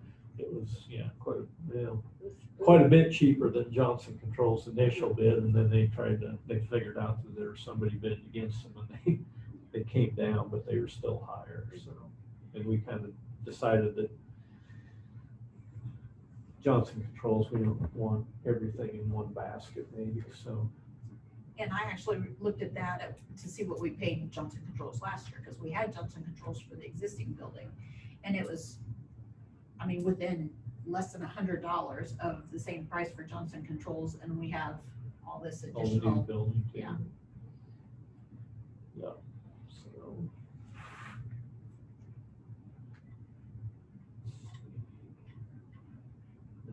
thing, I guess, we can talk about under facilities is, was that last week, Julie, that Fulton got back to us, or maybe it was 2 weeks ago. I think we talked about it last board meeting, that they were gonna, once Johnson Controls, they have a way to check the flow in those units to see why some weren't heating. And I think they came up with 5 of those units where the pipes were actually plugged, or the units were plugged. I think most of it was in the library, in the front office here. And they, And maybe- then I believe the music room. Yeah. And then the ICN room here. So, and they did a bunch of work in our office. Yeah, they're working on it this week. Yeah. Yeah. so, and the cost to do that was, I think, $11,000. So I okayed that. I mean, we talked about it before, and still it's a lot less than what the initial thought was it Yeah. could have been. Yeah. So, and if they went ahead and acted on it, they could get it done before school started. So, And it would have been cheaper having them do it while right, they're they're here already as opposed to- mobilized yeah, on site Yeah. with the building project. So, yeah. So. rather than calling them back. So I approve and to go ahead and do that. So hopefully, once that's done and with proper maintenance of the system, we'll be good for a long time. Heating and cooling, we'll have rooms that are at the right temperature. Was that plug issue more of an issue with the heating, or was it both? I think too? it was both. Both. It was, But I mean, Yeah. heating, it was, yeah. No, I know, so I guess Oh. what I Yeah. wondered though is, yeah, so, they'll do it before we would need to start using the heating? Yeah, they're doing it It'll now. be- it's this Oh, week. There were, gotcha. they had our office closed yesterday afternoon and then this morning, because they had our ceilings torn apart fixing that. And so I don't know where they've moved to next, but Gotcha. they're done in our office already. Gotcha. Okay, Michael, did you have anything else under facilities or grounds? Well, I mean, Transportation? we could talk about that. I was gonna talk about it in my superintendent report, just some of the big picture stuff. So I don't know if you want to talk about it here or if you want to talk We about can it do at it, the the end. superintendent's Okay. report's fine. Next item on the agenda is open enrollment.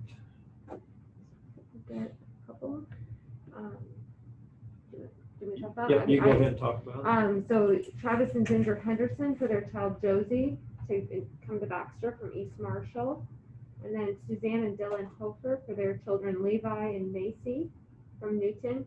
And they're trying to find a house in our district. And so this is just in case it doesn't happen before school starts. And she's in contact with Newton as well, like knowing that it's past the deadline. And then for Audrey and Zach Oliphant for their child Delaney in kindergarten to come to Baxter from Newton. Anybody have any questions on those? Do we have a motion to approve the open enrollment in applications as presented? So moved. Do we have a second? Second. All in favor, aye. Aye. Opposed, same sign. Open enrollment in applications are approved as presented. Move on to personnel. Looks like we have a resignation of a coach. You want to talk about those, Michael? Yeah, so Lisa Richardson has resigned as middle school track coach. I think she's taken another job, maybe not in Baxter. So I would approve that. And then for the contract, Mr. Folkerts as our head middle school volleyball coach, and then Mike Riddle as assistant high school volleyball, and then Mrs. Renee Aker as our drill team coach. We're so excited to have Renee on staff. I mean, so yeah, we're just really excited. So she'll do a fantastic job. And then a couple volunteer coaches. Joe McMiniman is going to volunteer as a football coach. And then Mr. Beeler is back again this year as a volunteer coach. So would that give us 2 assistant volleyball coaches? No, Just one. No, because one resigned. The one that we originally, so oh, go ahead, Rob. last year was the first time that we went to a second. I would like to keep that. It was just a massive issue just to fill the head job with an Yeah. assistant. So I think that will be a numbers thing. If we have a good, I would come to the board and say I would love to have that person, if it's the right person. I didn't want to hire it just to fill it with somebody.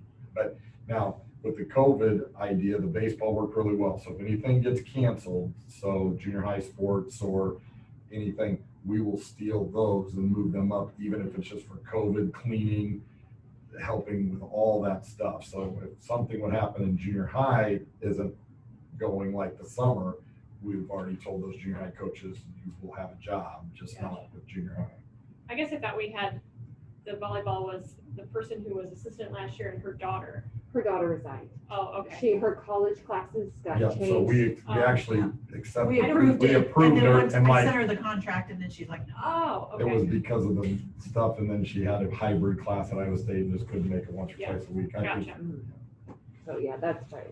Okay. And then the joint AD, do you want me to talk through that or? Let's cover what we got so Okay, far. and okay, and then then we'll go with that hop one into next. that, yep. So, okay, do we have a motion to approve the resignation of the middle school track coach? So moved. Do we have a second? Second. All in favor, aye? Aye. Opposed, same sign. Resignation's approved. And then do we have a motion to approve contracts for the head middle school volleyball coach, assistant high school volleyball coach, and then the drill dance team coach? So Do we have a second? second. All in favor, aye? Opposed, same sign. Contracts are approved. And then do we have a motion to approve the volunteers? I guess they're both football.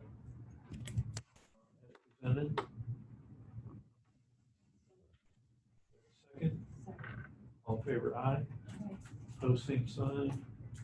Volunteer positions are approved. Okay, and then we'll move into the joint position, admin AD. So this position, and Rob and Jason chime in, but we're hoping, we kind of talked through it this summer, and then we've written up this proposal, if you click on that. This just kind of talks through some of the duties, but what we're really hoping to is to add that position, the AD position, in with an administrative position that we already have on staff. So in this case, we're gonna tie it in with Mr. Luther. So he'll be the principal / AD. And then like we talked about, we'll have some site managers. And so these site managers will help at events, they'll help supervise at events.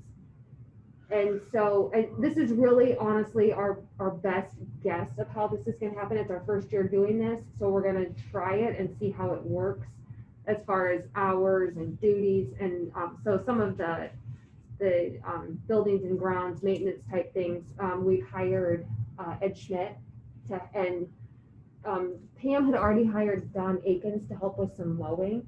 And so Ed and Don are just taking care of the complex and they're just running with it and they're doing a fantastic job. And so they were going to be lining the field and just really doing a lot of the athletics things out at the complex. And so then Mr. Luther has been doing a ton of work. And then Mr. Hasselbrink has been helping quite a bit.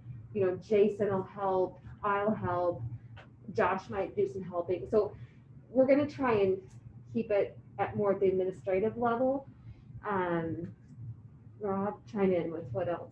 We spent a lot of time on it today. I'm kind of worried about site managers because it doesn't take long to realize I've already secured Jason for the 4 varsity football games with the stipends. So we're trying to figure out how long things are.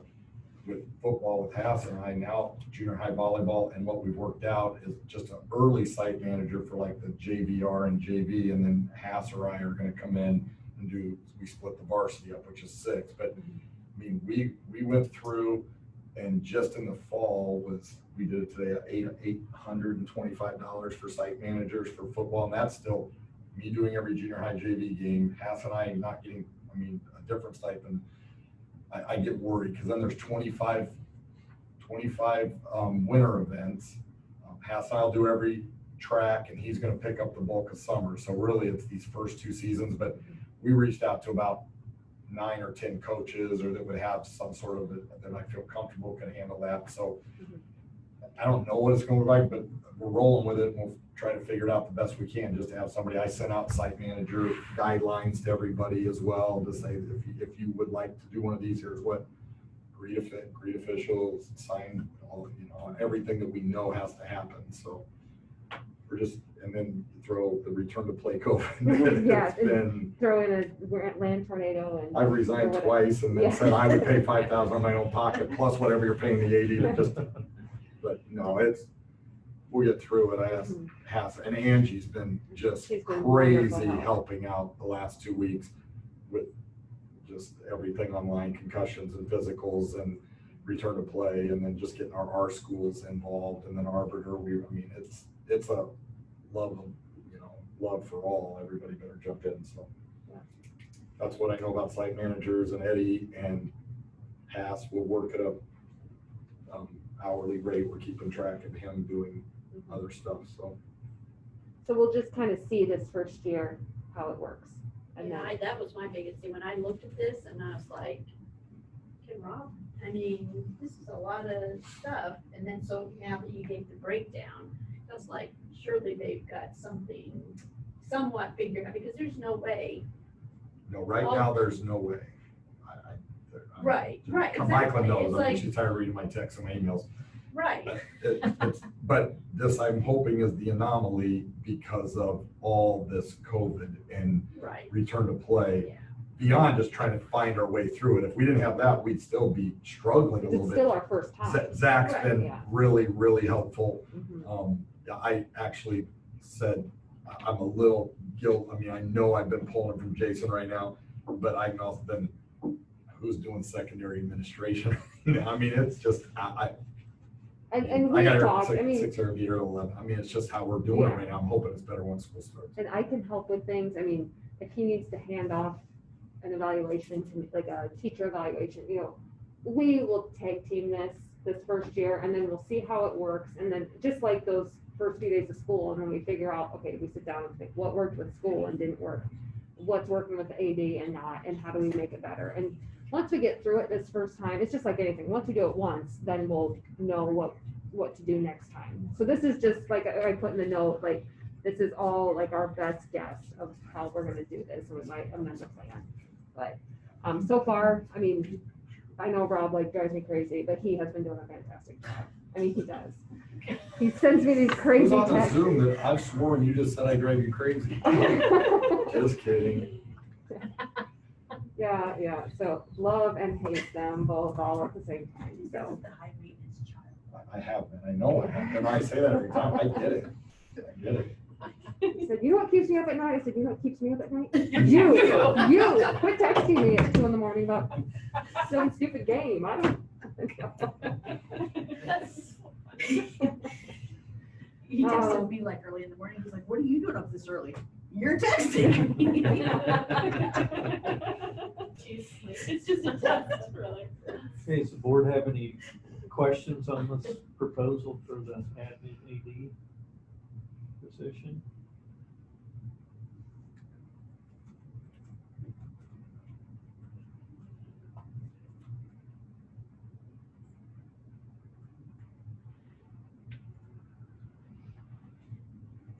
So the way I read it is the stipend or whatever will go, and then Yep. they will pay the Mhm. site managers based upon. In theory, that's Okay. exactly it. So the whole amount will not go over the 19,020.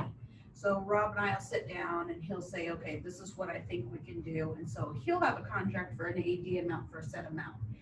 The difference between that and the 19,020 is what he gets to divvy up between the site managers and the groundskeeper and all Yeah. that good stuff. So, but we are kind of trying to pinpoint what we think that'll look like. And then after the year's all done and over with, we'll go back and Revisit. just make sure that that's where it was, or tweak it if we need to.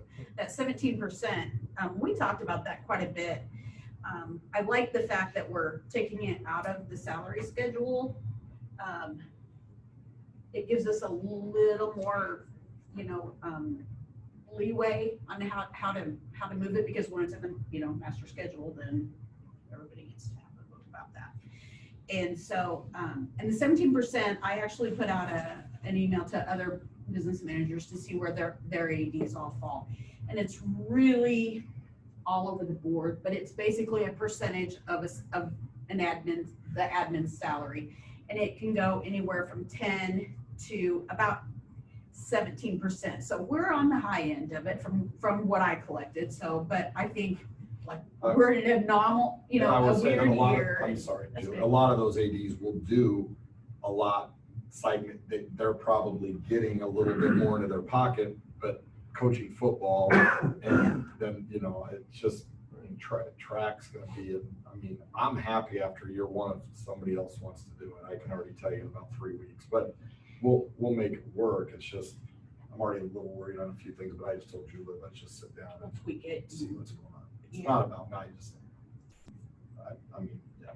We just have to be really clear, so then, once Rob's not that person anymore, we have to be really clear about, you know, when we're hiring the admin, if it's a new person coming in, we're hiring a principal or whatever to, so that we're clear that, you know, their job is at 75% admin and 25% AD or whatever the percentages are. It's you are an admin and then we add this or this AD to it. Right. So we're doing 125%. Yeah, exactly. 170. Okay. And do we want to do board approval of that proposal then? I think we should. Okay. I Board think have what any you, other I think questions or what you want to approve is the the percentage. 17%? Yeah, because that, everything below that could all fluctuate according to who that person is sitting in that chair, so. And then Rob as the AD. Right. I'll make that motion. Okay. second. We have a motion and a second. All in favor, aye. Pose same sign. Motion's approved. Okay, the next item is the school improvement roundtable. So this has gotten canceled in the last couple of years. And so I think last year we talked about, well, let's talk about it. We looked back at the minutes and said, well, next year let's talk about it and decide if this is something that we still want or has it run its course. So I don't care either way. I just wanted to know what you guys, how you're feeling about it, what you think about it. What's your thought? It's usually in the spring. February. Just that there's so much going Yeah. on. Clay, you started it originally, so I guess I asked you I- what your I just thoughts feel like are. there's so much other stuff going on. It's digging up Especially- fire. We've Yeah, implemented a it's lot of not- things over time, I think, that kind of Right. taken place or supplemented what we did Right. here, so.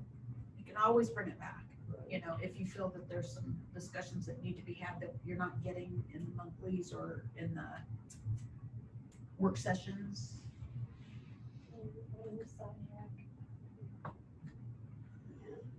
Okay, so if I'm reading people, we're okay with moving away from the round table. Somebody want to make that motion? So moved. Do we have a second? Second. All in favor, aye. Pose same sign. Motion's approved. Next item is superintendent's report. Sorry. No, that's, I'm just looking, trying to see if there's anything I haven't talked about that we haven't talked through. So, yeah, we're getting all ready to come back with kids. And like we've talked through all this, like, you know, we are just really preaching flexibility and grace over and over and over. Those are the words we're using. We're all just trying to do our best. Teachers, administrators, school board, superintendents, everybody. We're all just trying to do our best to get through this. None of us have ever done it before, and we're just, I don't think anyone has bad intentions. We're all just trying to do the best we can. So hopefully people understand that. We already talked about the building project, so kind of skip over that. So here's what I kind of want to talk about. These kind of go together a little bit. So like, as I said with, we had Pam come in and talk about some of the damage, and we're at, you know, between $150,000 and $300,000 in damage out of the complex. And so, you know, like earlier this last year, Rob had the meeting with the community, and we started talking through like, what is our future? What is our vision for out there?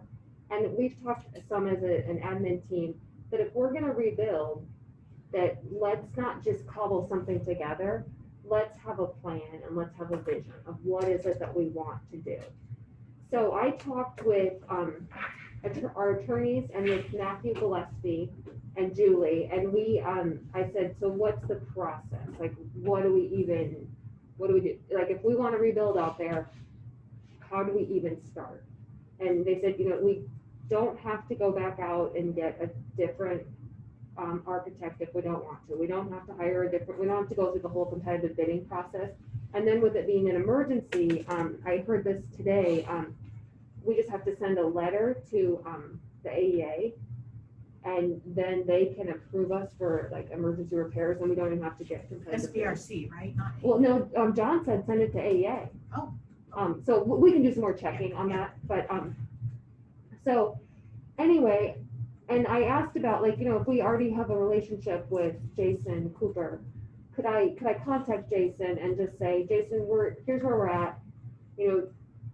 We want to have a vision of what this could be. We know we need bathrooms. We know we need to rebuild the press boxes. We know there's all these things, but rather than us just putting back what we had, is there a better way to do it?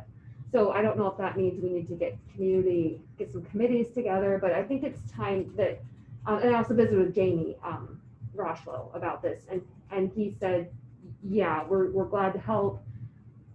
Just talk to your board and see where they're at with it. So I just kind of wanted to see where everybody's at, because if we have this money to spend, it's certainly not going to be enough to cover everything we want.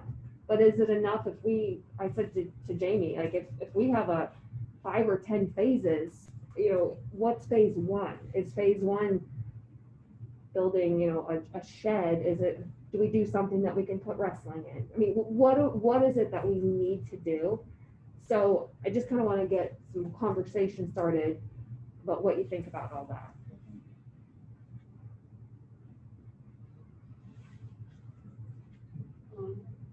That's a good idea. I mean, I definitely think that we need to, obviously, I think we're just kind of basics out there. we'll need several, Right. I don't want to build like a big, multi-purpose building and then use it to store all the crap that was in the garage out there. Right. We need a garage yet to store the crap in, Mhm. my opinion.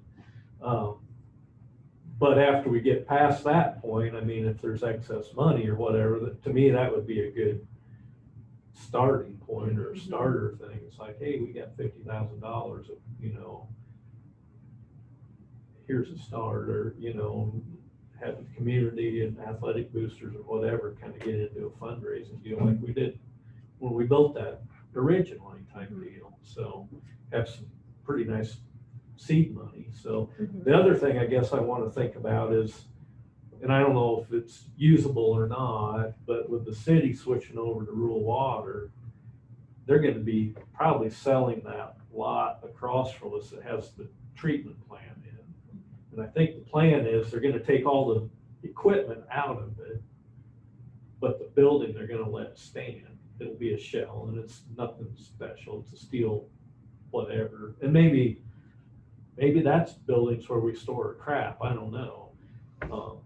But that's something I guess to think about too. And that could be happening this fall or winter, because I think they're planning to switch to rural water here in the next couple of months. So just something to throw out there. Or So do to you me, think that to would buy be, it- to that'd buy be, it? if, I don't know if you could add on to that building or something like that.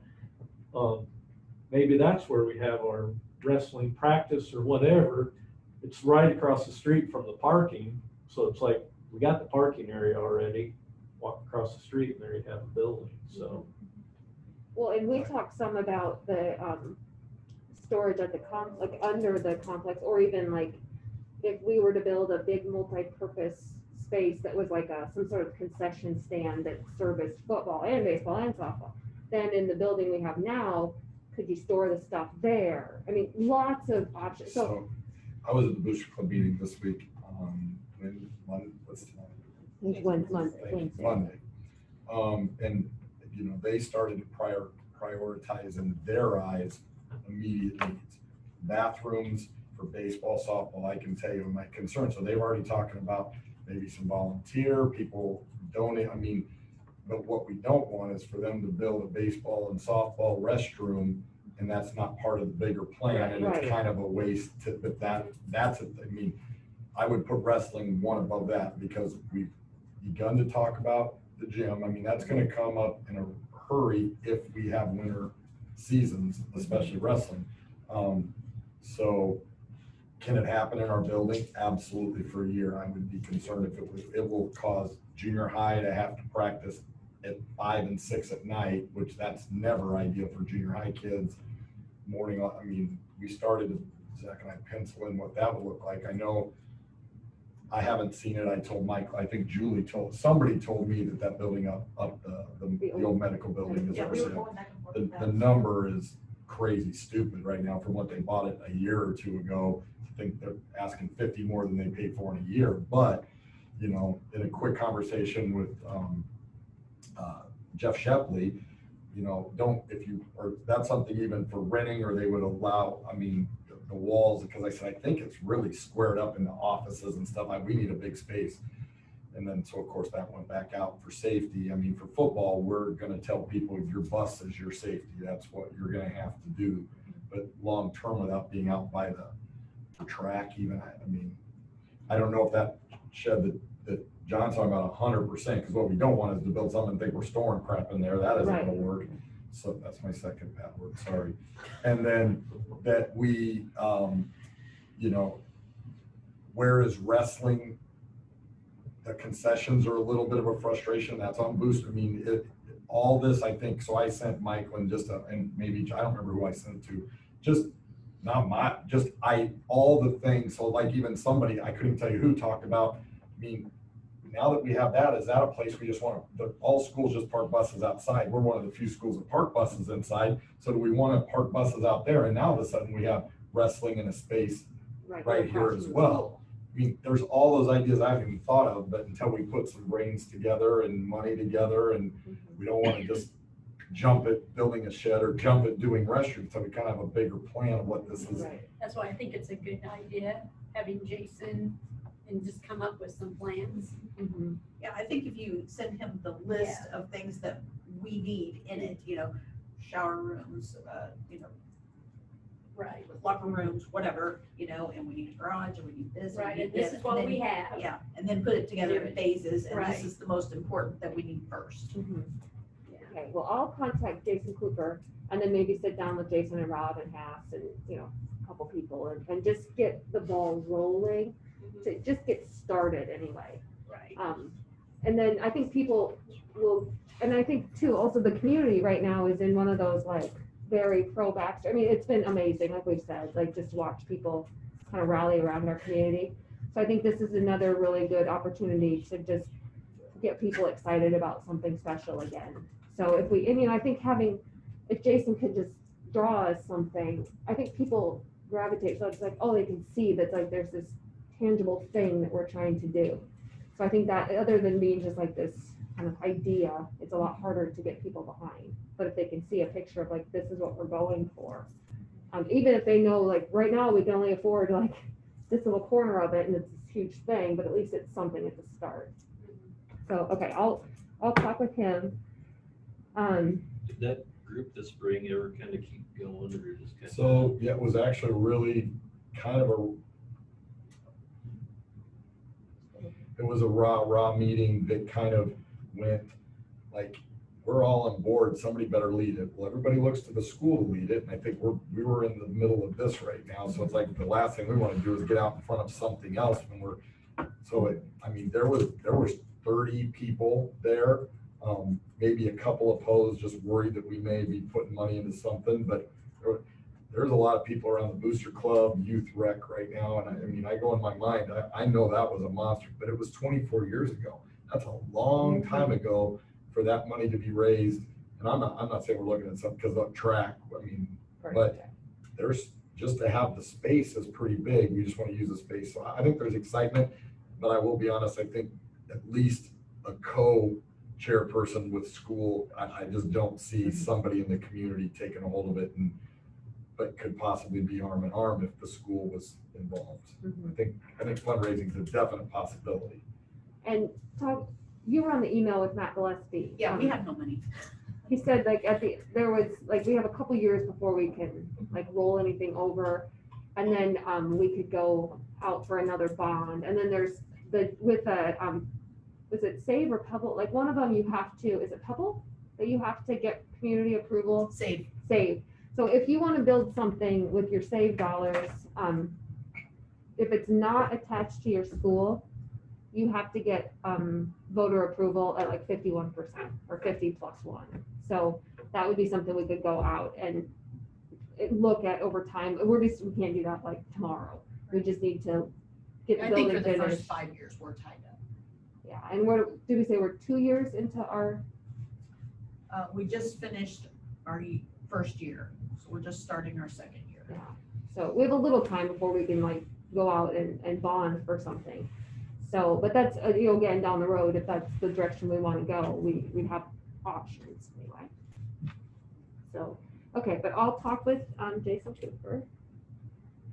But that is amazing, that actually was all Right, funds, Yeah. was all, all donations. yeah, really, yeah, The land and everything.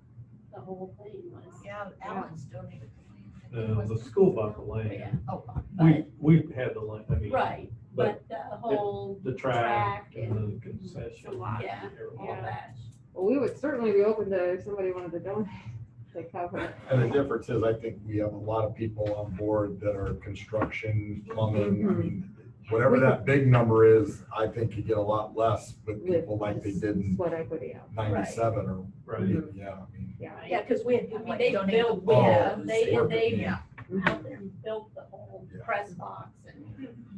Which, did we talk about that still standing just fine? We had the structural engineer come look at that. Okay. Looks, That press box. What's on it? and then, yeah, so then the last thing is just, once things settle down a bit more, it's probably time to start. We had, just at the end of the school year, we talked about, well, like right before spring break, we talked about readdressing our vision and mission and all of that. And then like everything happened and we haven't touched it. But then I said, maybe it was really a blessing because now we're bringing school back in a whole different way. So maybe it's time to really take a look at what does it look like? And it's time to send out that, 5-year survey or, needs assessment to the community and then work with SIAC and just really kind of just revisit those things that we haven't revisited in a while. And I do think school will look different. This is going to be a fundamental shift in the way people do things. So it's probably time to just take a look at like those we believes and our vision and our mission and what is it we want to do here. And then if we send out that needs survey, ask questions about, what do we want at our sports complex? What do we see as our school in 5 years, 10 years, whatever. And then just coincidentally, or certain, I don't know if it's coincidence or what, but I got an email from IASB just this week saying, reminding me that last year I had said, yeah, we need to do a needs survey, but we're not ready for it. We'll be ready next year. So the guy emailed me this week and said, hey, just so you know, remember we're going to do that needs survey. So I was like, well, let me talk to the school board and I'll get back to you. So as soon as I wanted to visit with you guys, but then IASB can help us with a survey and they can help us sort the data. And so I think it would be like just a really good time to just kind of send that out and just kind of start looking like forward, like what's our future vision look like. So if you guys are good with that, I'm going to contact them and get rolling. I think it's exciting. I mean, as much as like the doom and gloom we talked about before, like I do think this is an exciting time and I'm really going to try and just sell this whole thing. As much as it was horrible, it was also a blessing because now we have this little pot of seed money to start. And if we want to reimagine that complex, let's do it now because otherwise we were going to be trying to just kind of band-aid things. And now we can start fresh with a new vision. So that's my sales pitch. So I was just looking at that needs assessment that we send out every 3 years, and we're scheduled to do it in January of 21. Okay, perfect. Yeah, so it's perfect timing. That was the only thing I was gonna say is, we've done a couple surveys to parents right now on the back to school deal, and I don't know.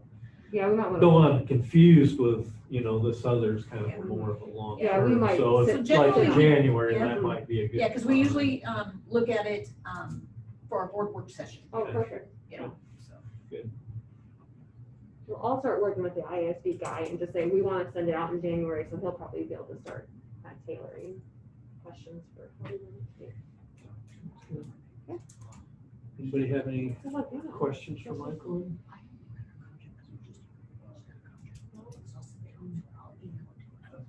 Anybody have any thoughts, final comments? Thanks for their hard work. Yeah. Same to you guys. Think about mental health goes for you guys. Yeah. Wow. Take it easy. Yeah. I had a response. I would- Okay, do we have a motion to adjourn? So much. We have a second? All in favor, aye. Opposed, same sign. Meeting's adjourned.